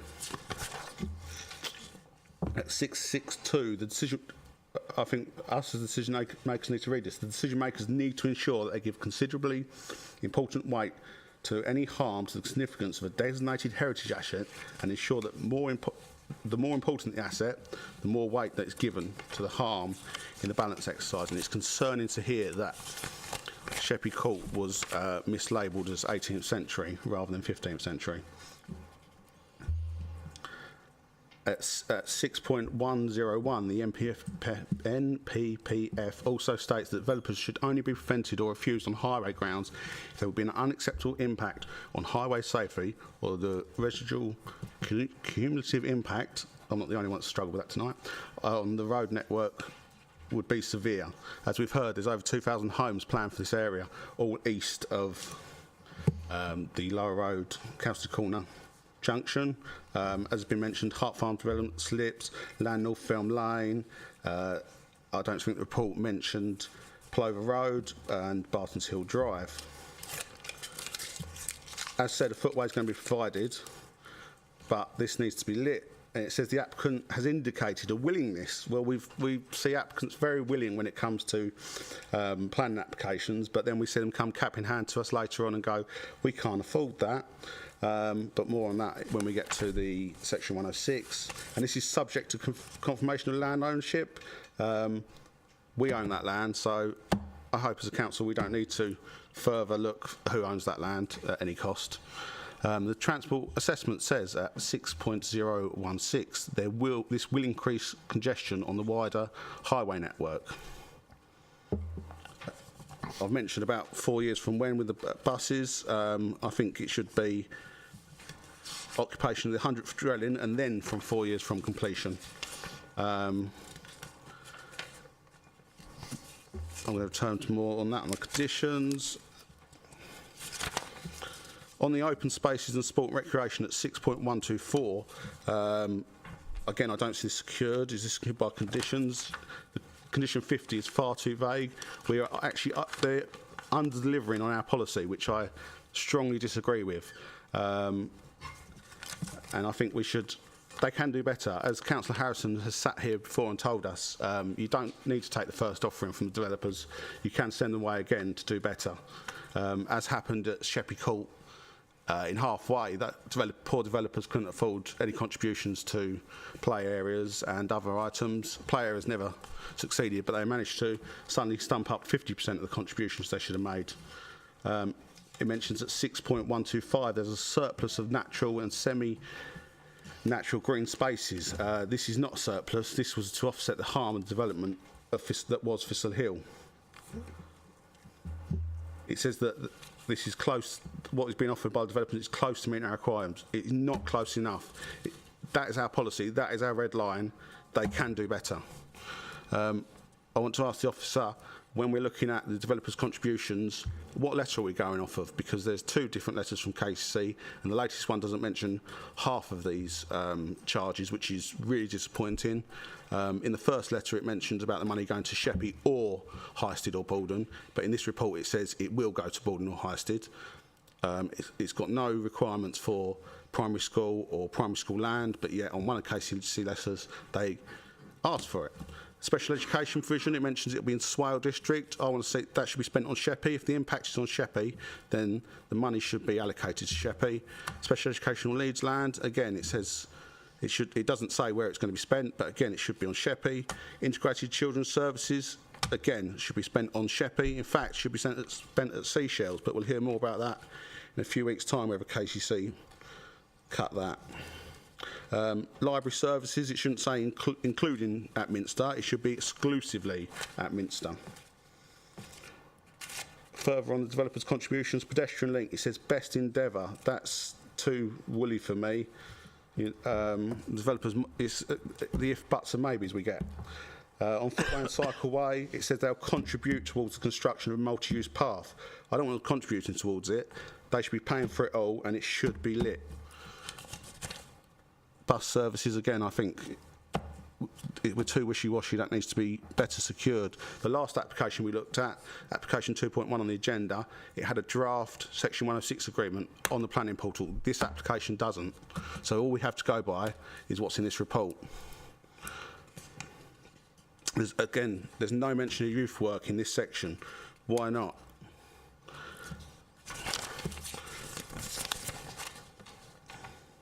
When we go to section 6.154, sustainable energy, it mentions about vehicle charging point in here. We expect that as a minimum, so I don't think that should be seen as a benefit here. And it mentions possibility of solar panels.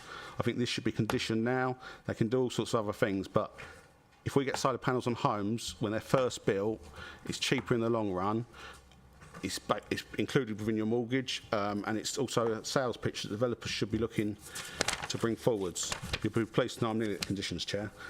If we go on to the planning balance in 6.17, without mitigation, the housing proposal would be unacceptable. We need to make sure we've conditioned all of these benefits, but I agree with the limited weight given by the officer.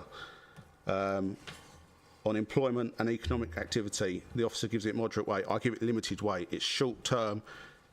Yes, as is said in the objector's letter, that it may increase footfall at shops, but there is no jobs included in this. Limited weight on open spaces. Well, if everything isn't conditioned or tied down now, secured now, then I'd probably give it less than limited weight. Economic diversity, I agree, limited weight. Design, limited weight. Sustainability, limited weight. On transport, it's given moderate weight. I disagree with this. I'd give it limited weight as well. Without these improvements being secured, it's limited weight. And in heritage, it says, the officer said that they believe that there's less than substantial harm. I believe it's substantial harm to set it in the listed buildings. On conditions, Chair, landscaping, at the moment it's 5 years from completion. I believe this should be extended to 10. Vista Wheel's looking a mess because no one, including KCC, are looking after the trees.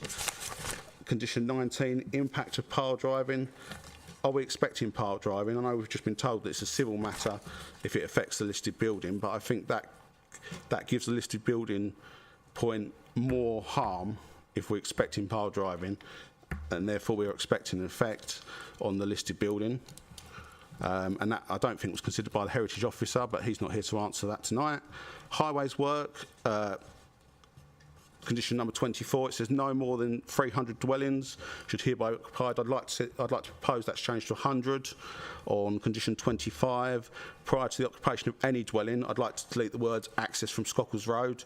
I think the footpath should be in from day one. Condition number 26, again, delete the word access from Lower Road. Again, this provision should be in place from day one. Condition 27, provision of share use cycleway. I'd like to see us condition at this point that is lit and is fully paid for by the developer. Condition 50, sports facilities. It mentions sports facilities but doesn't mention playgrounds, doesn't mention open spaces or green spaces. This needs tightening up. And the final condition, condition 51, is about Heritage Interpretation Board. If this developer's going to drag on very long, I'm glad it'll be there from day one. But I think that we should also condition that the developer replaces it upon the completion of the last house, because if it's 20 years from the first to the end, then we need to see that replaced. I've mentioned about playgrounds. The allotments aren't conditioned either. Just checking my notes, Chair, that I've covered everything. We've heard about the worst patient to doctor ratio already. Ultimately, Chair, I think we need a deferral. This application we need to defer this application to give ward members a meaningful chance to improve the Section 106 offering and tighten up the conditions and secure improved off-site hire works and make the road and footpath safer for the future residents. We've been asked to agree access and the principles of development. This is what needs tightening up. The report is not there yet, and next month, after a change and tightening up to this, the committee will be able to make a more informed decision. We are here to make an informed decision, and this report doesn't quite meet that yet. Ward members were told in April that this application would be refused, and no further communication about this changing was received. So here we are, just over a week's notice from when the agenda was published to everyone, but especially ward members. I'm sure the opposition will support this, as 2 of the ward members, they may not be here tonight, but 2 of the ward members are from their team. I'll leave it there, Chair, but I propose a deferral. Okay, we'll have a bit of a debate before we take a vote on deferral. Well, a lot of the issues that you raised, I will come to the officer in a minute, but this is outline. We have obviously at outline stage, and we are going to have some training on this, but at outline stage we need to nail as much down as we can, because when it comes back with detailed, we're always told it's too late. However, once you grant outline, the principle of development has been conceded. So what we see on the table now, if we give outline, it could come back in a myriad of different forms. We can put conditions on them, but we've seen it many times before. We grant outline, something totally different comes back. Quite often they sell the land and a totally different developer takes over with a completely different idea. So whilst we have to try and pin down the best deal in any outline and planning application, once that principle is conceded, we're pretty open to game for anything that we want to come back with. Simon, was there anything you wanted to say in response to Councillor Jay's? I think there's a number of proposals for conditions.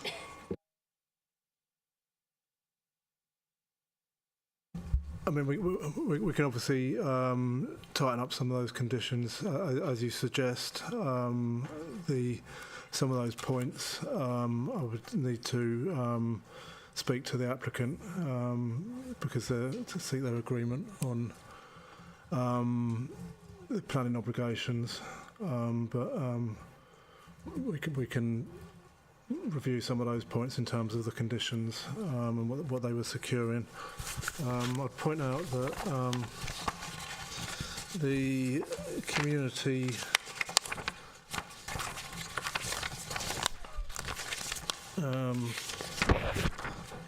hub, it was intended that an exercise would be undertaken prior to the completion of the 106 to establish what the community would be seeking through that hub, and that the capital costs would be secured through the 106. That's set out at paragraph 4.4. Obviously, you raised a lot of points there, Councillor, so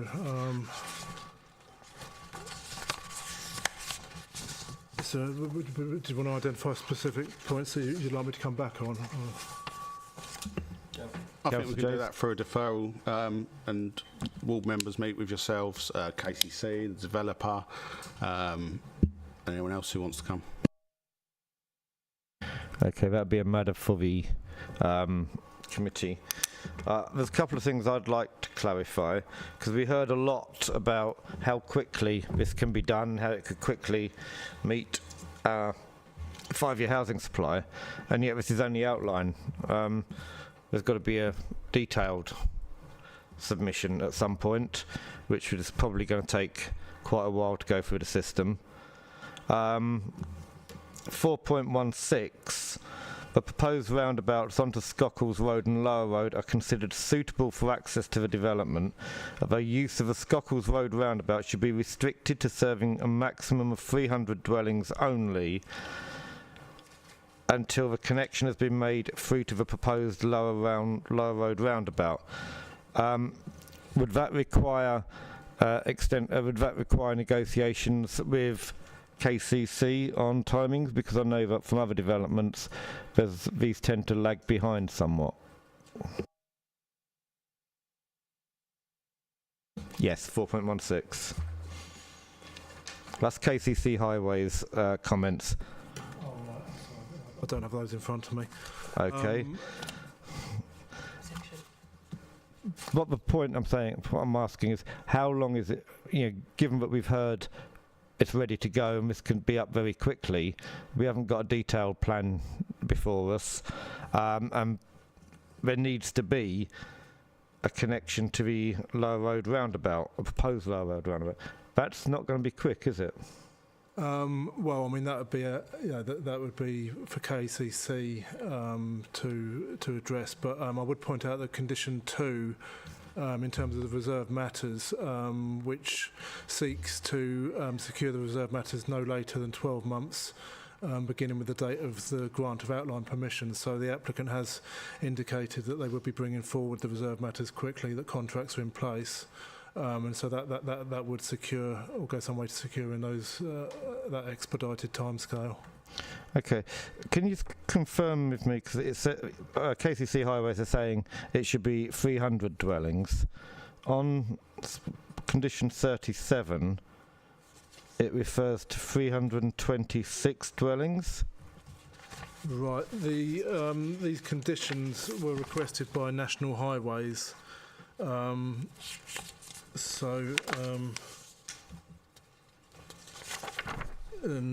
KCC are requesting a lower amount.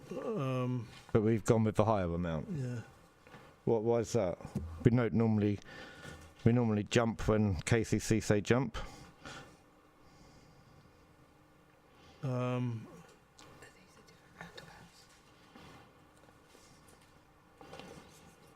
Okay. So that is. 36C also refers to 325 dwellings. They're Different triggers for the different roundabouts. They're different roundabouts, Chair. Oh, right. Who helped you with that? Okay. Councillor Winklis. Thank you, Chair. Yes, there was one condition I'm concerned about, which I think should be basically secured, and you've just touched on that. 4.19, so I won't go over that again. Now, I'm going to go back a little bit here. On previous applications that were submitted from 2.3 down to 2.8 in the relevant area, and each time they were refused by the planning committee, who basically lost on appeal. So I have concerns that if we was to refuse this application, yet again, the developer no doubt will appeal on it, and there's a danger we could lose the appeal, which is a concern to me for the costs of this council. Now, the other thing is, the developer doesn't have to submit any affordable housing. As it stands, it's 0%, and they are offering 41.5 affordable housing. So I'm greatly impressed with that. The table says affordable social rent is 100, affordable extra care is 90, affordable shared ownership is 80. I know I'm going against the grain here tonight on this at the moment, but I am basically in favour of this application. Thank you. Thank you, Councillor Winkles. Can I just ask about the archaeology? It's disappointing that it's accompanied by a historic environment desk-based assessment and suggests that any remains would be considered to be of negligible significance. This is near one of the most oldest Christian buildings and settlements in the country. How on earth can a desk-based assessment suggest that any remains would be of negligible significance? These could be of national importance. We have already seen KCC-based assessments and developer-based assessments write off considerable parts of our landscape, which have then turned up really important archaeological features. I just find it really hard to accept an assessment that is so far removed from what one can realistically expect. Can you explain? And I know this would come up again during the full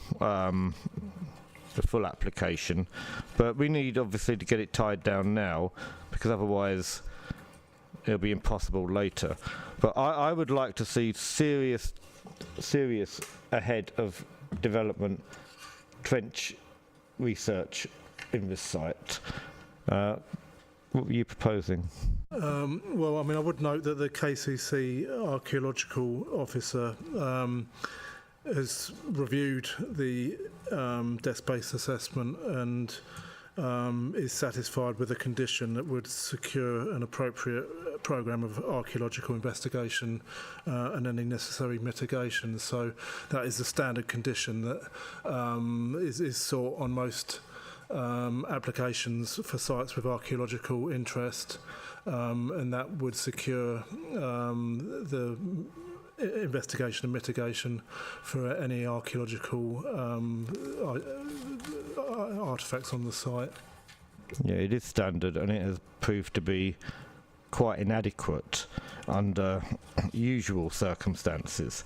Can we ask for something a bit more, if we go in as condition, but a deeper research has to be done? I mean, this is pretty standard, a post-excavation assessment report.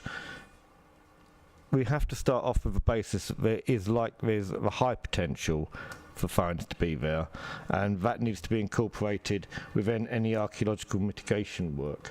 It needs to be a bit stronger than Casey's usual path. Right. Well, the KCC, the part A of the condition, does require that the programme of archaeological evaluation works is submitted to and approved in writing by the LPA, which would be in consultation with KCC. So we have to agree the scope and extent of the archaeological investigation before any works are undertaken. And how will we do that? I mean, we're not going to just rely on KCC's advice, are we? We're going to have something a bit more robust than what they normally say. Well, I mean, ordinarily it would be KCC, but if there was a requirement for other advice from a third party, we can look into that. Councillor Palmer? Yeah, thank you, Chair. I'd like to suggest a condition, if I may, and then I've got a couple of items I'd like to bring up. I'd like to see a condition on this one of a local residency requirement, that they've had to live on Sheppey for, say, 2 years, or have a strong local connection, e.g. close family members. I feel it would help with the allocation of housing on this scheme, and it means that the housing will go to actual local people, should this be approved. I do have concerns with this, because when you read this application, it all sounds quite hunky-dory until you see reality. Can we deal with that condition first before you go on to that? Yeah, there is general concern that when we provide social housing, affordable housing, social housing, it tends to be not local people who get them. Is there anything we can do to ensure that, a London borough doesn't occupy this before local people? Yeah, I mean, we can look to negotiate with the registered providers to secure the nominations policy through the Section 106 agreement to ensure that it prioritises local people. Okay, I'm going to let Councillor Martin come in, because I'm sure he's going to talk exactly on that point. I mean, I'll go back to Councillor Palmer.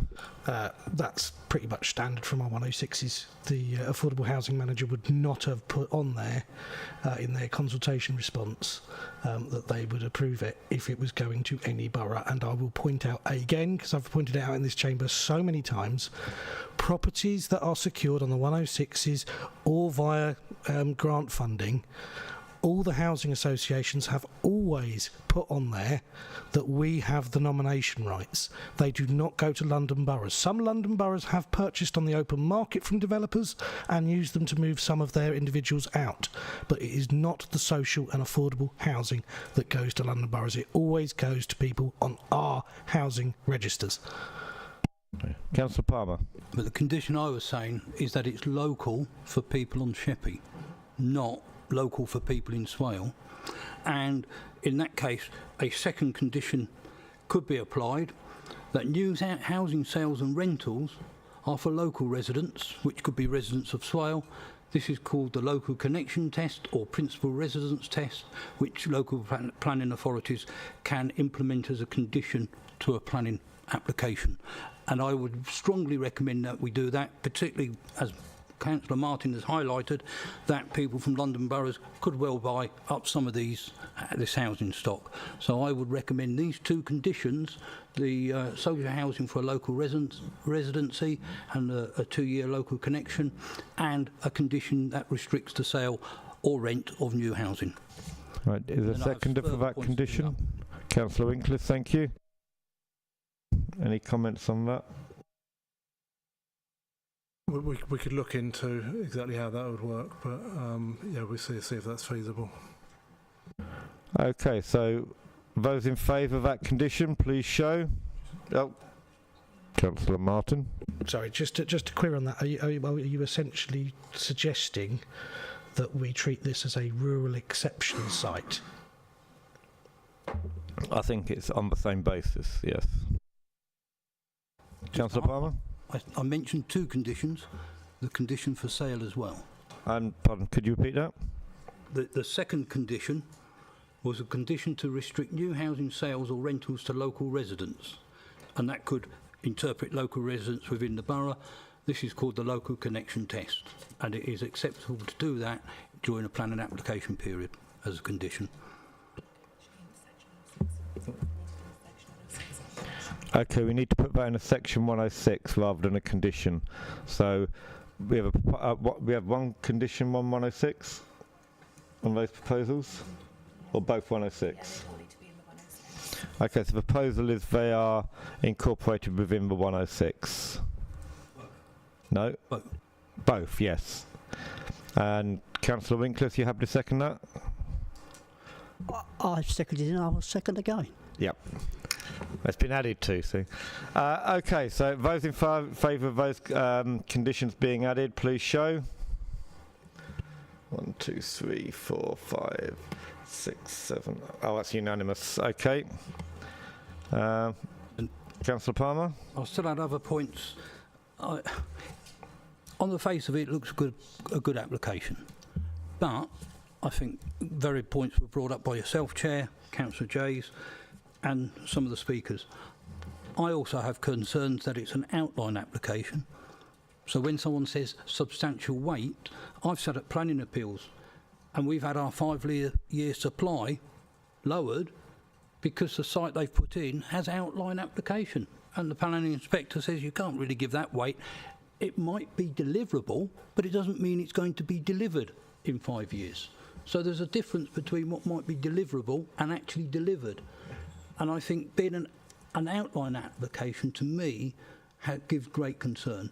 But being someone who's visited and driven on the island for some time, and I used to be in the ambulance service, so I know that area quite well. And to be quite honest, I think this fails on the highways test. And Councillor Jays is quite right, because highway officers at KCC are forbidden by their contract to actually oppose a planning application on highways grounds, which I think is a scandal in itself. So I do have concerns. I like the idea of the affordable housing. I like the idea of the percentage numbers. I've got to weigh up, do the advantages outweigh the disadvantages? But I think highways, medical services, GPs really make this quite an unsustainable development. For the money to go to Highstead and Borden schools is actually a scandal in itself, because that's going to increase travel. Okay, can we stick to one of the first subjects? I think that's something we need to discuss and then come back to the schools. I think on highways issues, I wouldn't be happy to support this application, because I think it would do dimensionous harm to the area of Sheppey. Thank you. Okay, this is, and we know KCC are rubbish at this, but something like this, when we have highlighted the impact on the lower road of Sheppey so many times, in meeting after meeting, I'm surprised we haven't taken our own traffic survey. That's what we used to do. We used to do our own traffic surveys on large applications like this, because those who have to use the lower road will know the impact of this extra traffic.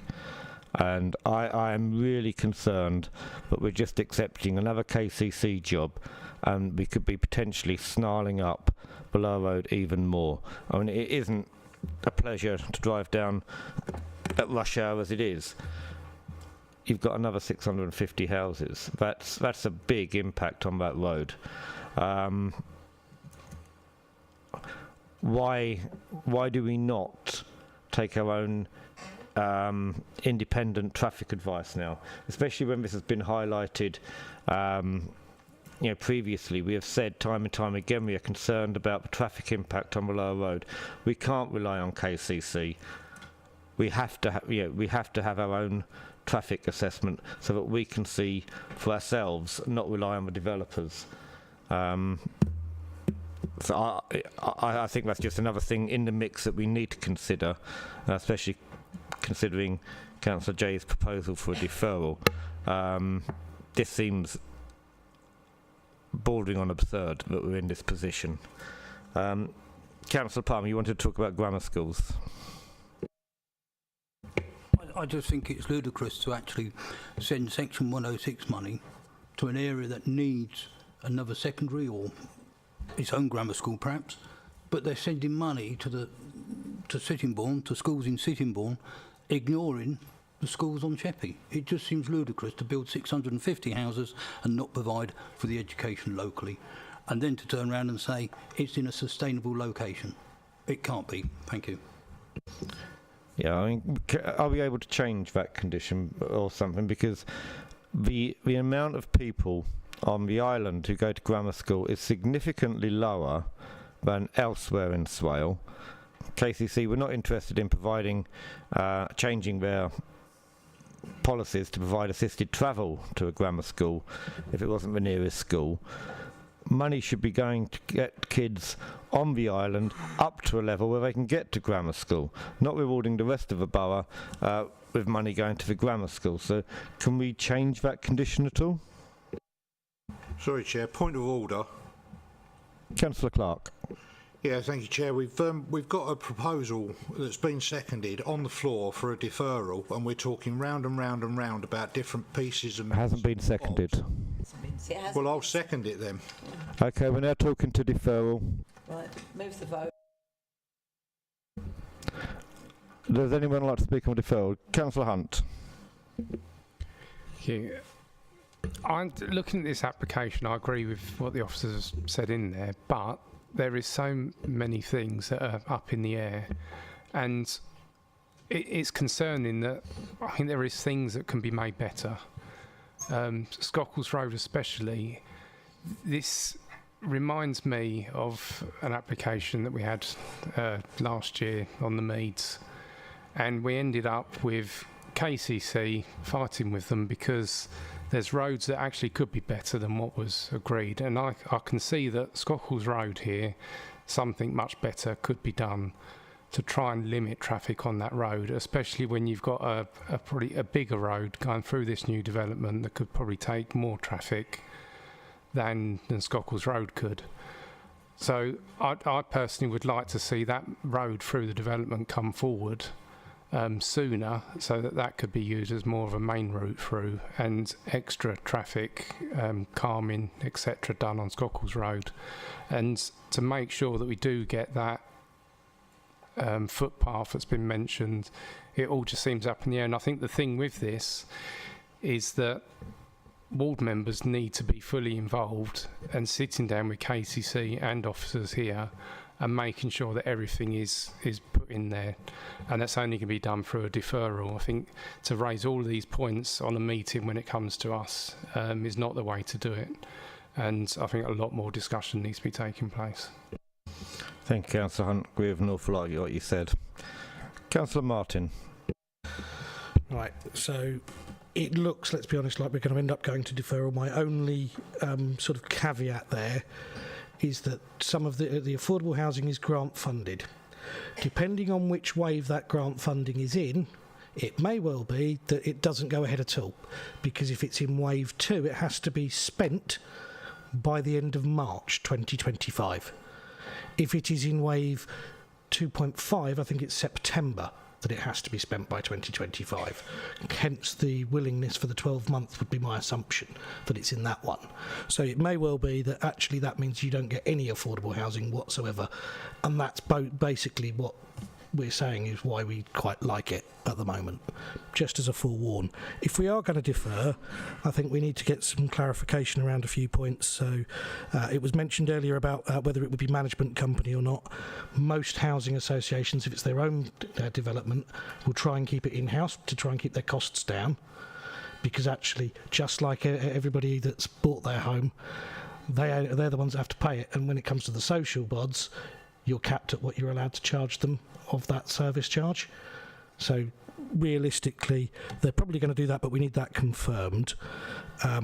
In terms of the community centre, again, if you have supported housing, it's standard that you have the community centre, usually with the office attached to it, for the staff, if they have roaming wardens or whether they have in-house staff for that. So again, that could be confirmed under that. And again, around their ASB policies, just to make sure that they are firm and that they have somebody available for that area would be good. Also, given that that particular housing association do not have the most ambitious targets around energy efficiency, they're basic. I think they're all properties to be band C or band D or above for EPCs by 2026, and all band C or above for EPC by 2030, which is the government target. Most in this area are aiming for band EPC B or above for properties. So I'd quite like to see that in there as well, because it's all well and good having social rent, but if it costs you a fortune to heat the house, it's not a benefit. Just, officers, can we defer and clarify a range of points afterwards, or do they need all to be at this meeting? It'd be helpful if we could get the points of clarification at this meeting so it can be recorded in the minutes. Okay, then I will allow everybody to raise the points they want. I was hoping to do it afterwards. Councillor Jays. Thank you, Chair. I'm hoping all my points have been recorded as the whole meeting's recorded. I'm glad to see members supporting the deferral. I think we do need our own highway report, especially as Scocles Road has been totally ignored. I just thank members for their support with the deferral. Okay, I would like in the deferral for us as Swale to get our own independent traffic survey, if that's agreeable, because I think we can't rely on KCC and this is important. Councillor Marchington, you've been waiting ages. Actually, you didn't put your hand up on deferral, but I'm calling you anyway. Not on what you've been talking about now. You've moved on a long way from what I was going to bring up. But I would like to bring it up anyway, because it's about building on agricultural ground. The very first pictures you put up here, some of the best pictures you'll see on this island I say this island's got some from the island. We've also got other problems in this country, and one of them is the fact that we no longer grow enough wheat to feed. We have to import it now.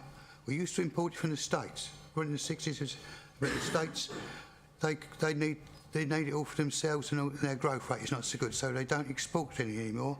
So we are dependent very much on imported wheat, and the largest quantity we import is from Ukraine.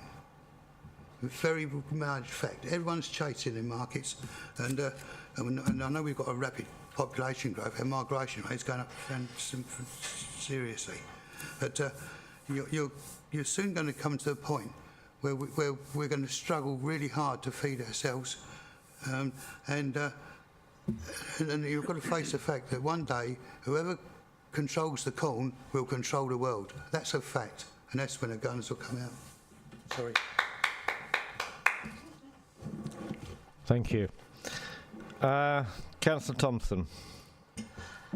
Lost my train of thought now. I was off, but I was agreeing with Councillor Jays, Martin and Palmer and Archington with certain things. But the main one for me is speculative applications. The whole outline planning application, which we've seen time and time again, is so vague. I feel if someone is genuine in their approach of delivering housing that's needed, you wouldn't even do an outline planning application. You'd do a full application with all the fundamentals in there having been already thought out. One of them obviously being location, whether it's deliverable, is it needed, what the effects are. But for me, one of the big fundamental things which isn't covered is orientation, which Councillor Martin brought up about the environmental side. Again, we'll just see a delivery of a poor pastiche of a very high energy using development from what I can see from here straight away. So that needs to be looked at to start with, and I think we need to come back with many more conditions around outline in how they orientate and deliver and build, basically. So part of my point.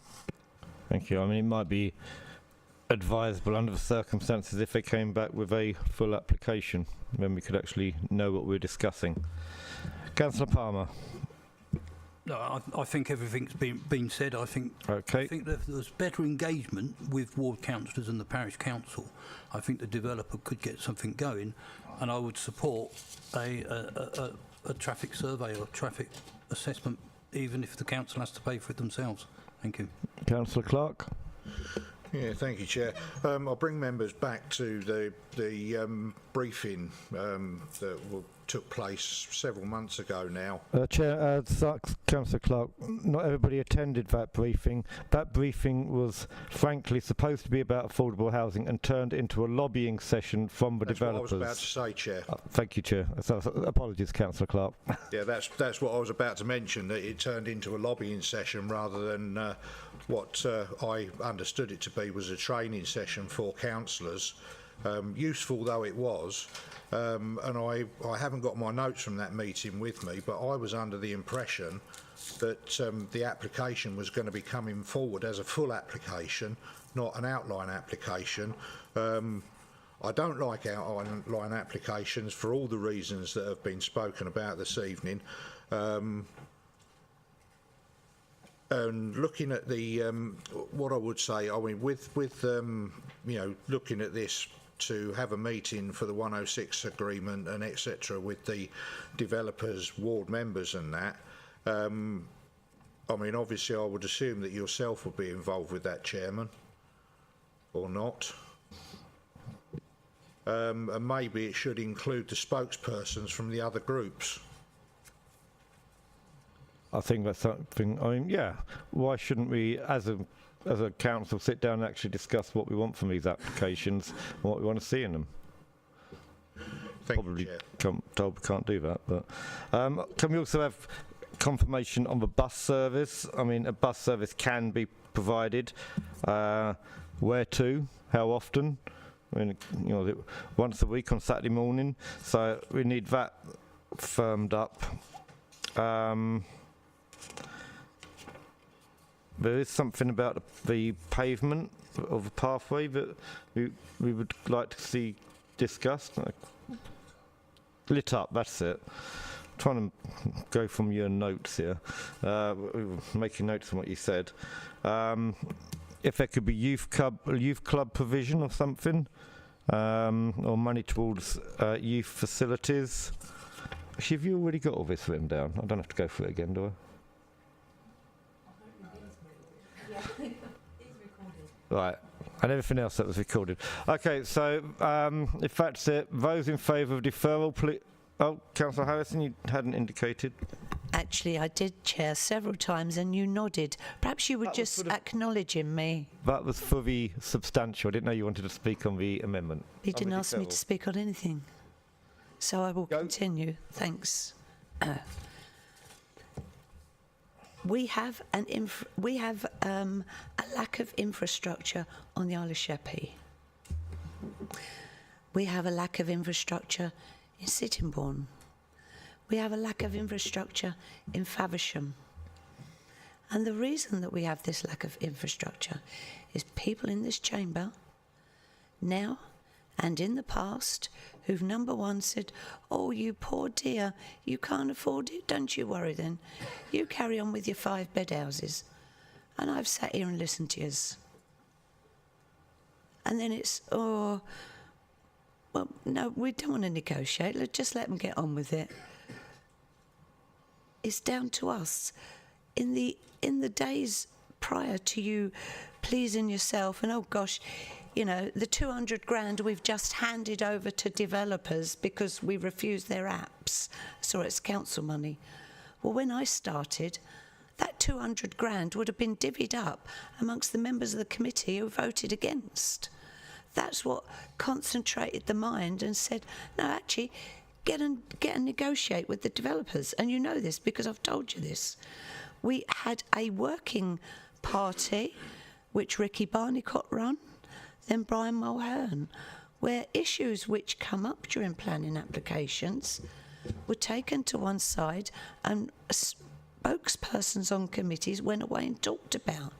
I sat in this chamber maybe 6 months ago when someone said, well, you know, this education money ain't going anywhere near Sheppey because we've only got academies. We don't get it.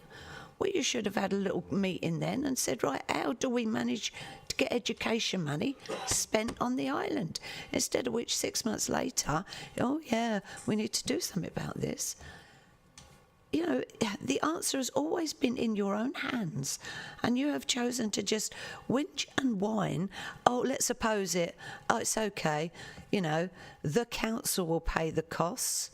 You know, 200 grand is a lot of money. There's lots more coming down the line. You are abrogating your responsibilities if you don't say, actually, on balance, on planning grounds, we've got no choice but to say yes.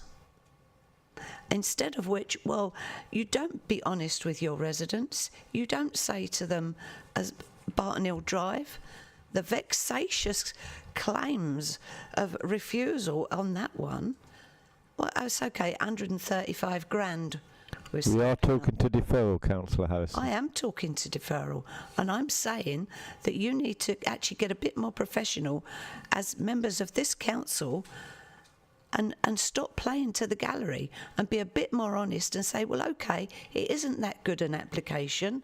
Actually, 41.5% I think is damn good. When this council agreed there would be none, this council has got an out-of-date local plan. That's why all this stuff's coming forward that people are objecting to. You need to be a bit more honest and open with people. As one of the speakers said, you know, there's 899 applicants on the Isle of Sheppey who need a home. Most, I think, if all people sitting in this chamber have got their own home. Some people have got more than one home. When I was growing up, some of the houses that I know people live in were open green fields. I don't want us taking an I'm all right, Jack attitude.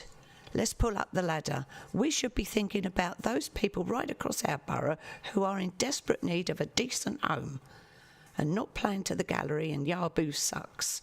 Somebody else will make the decision. I didn't vote for it, the planning inspector did. That is abrogating your responsibility. Thank you, Chair. Okay, so those in favour of deferral, please show. 1, 2, 3, 4, 5, 6, 7, 8, 9, 10, 11, 12. Those against? 1, 2, 3. That is deferred for all the reasons we considered.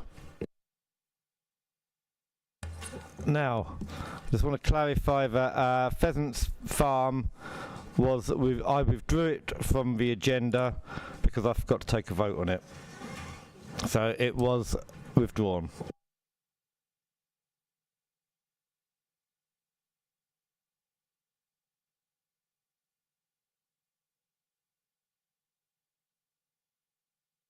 Oh, meeting ended at 10:30.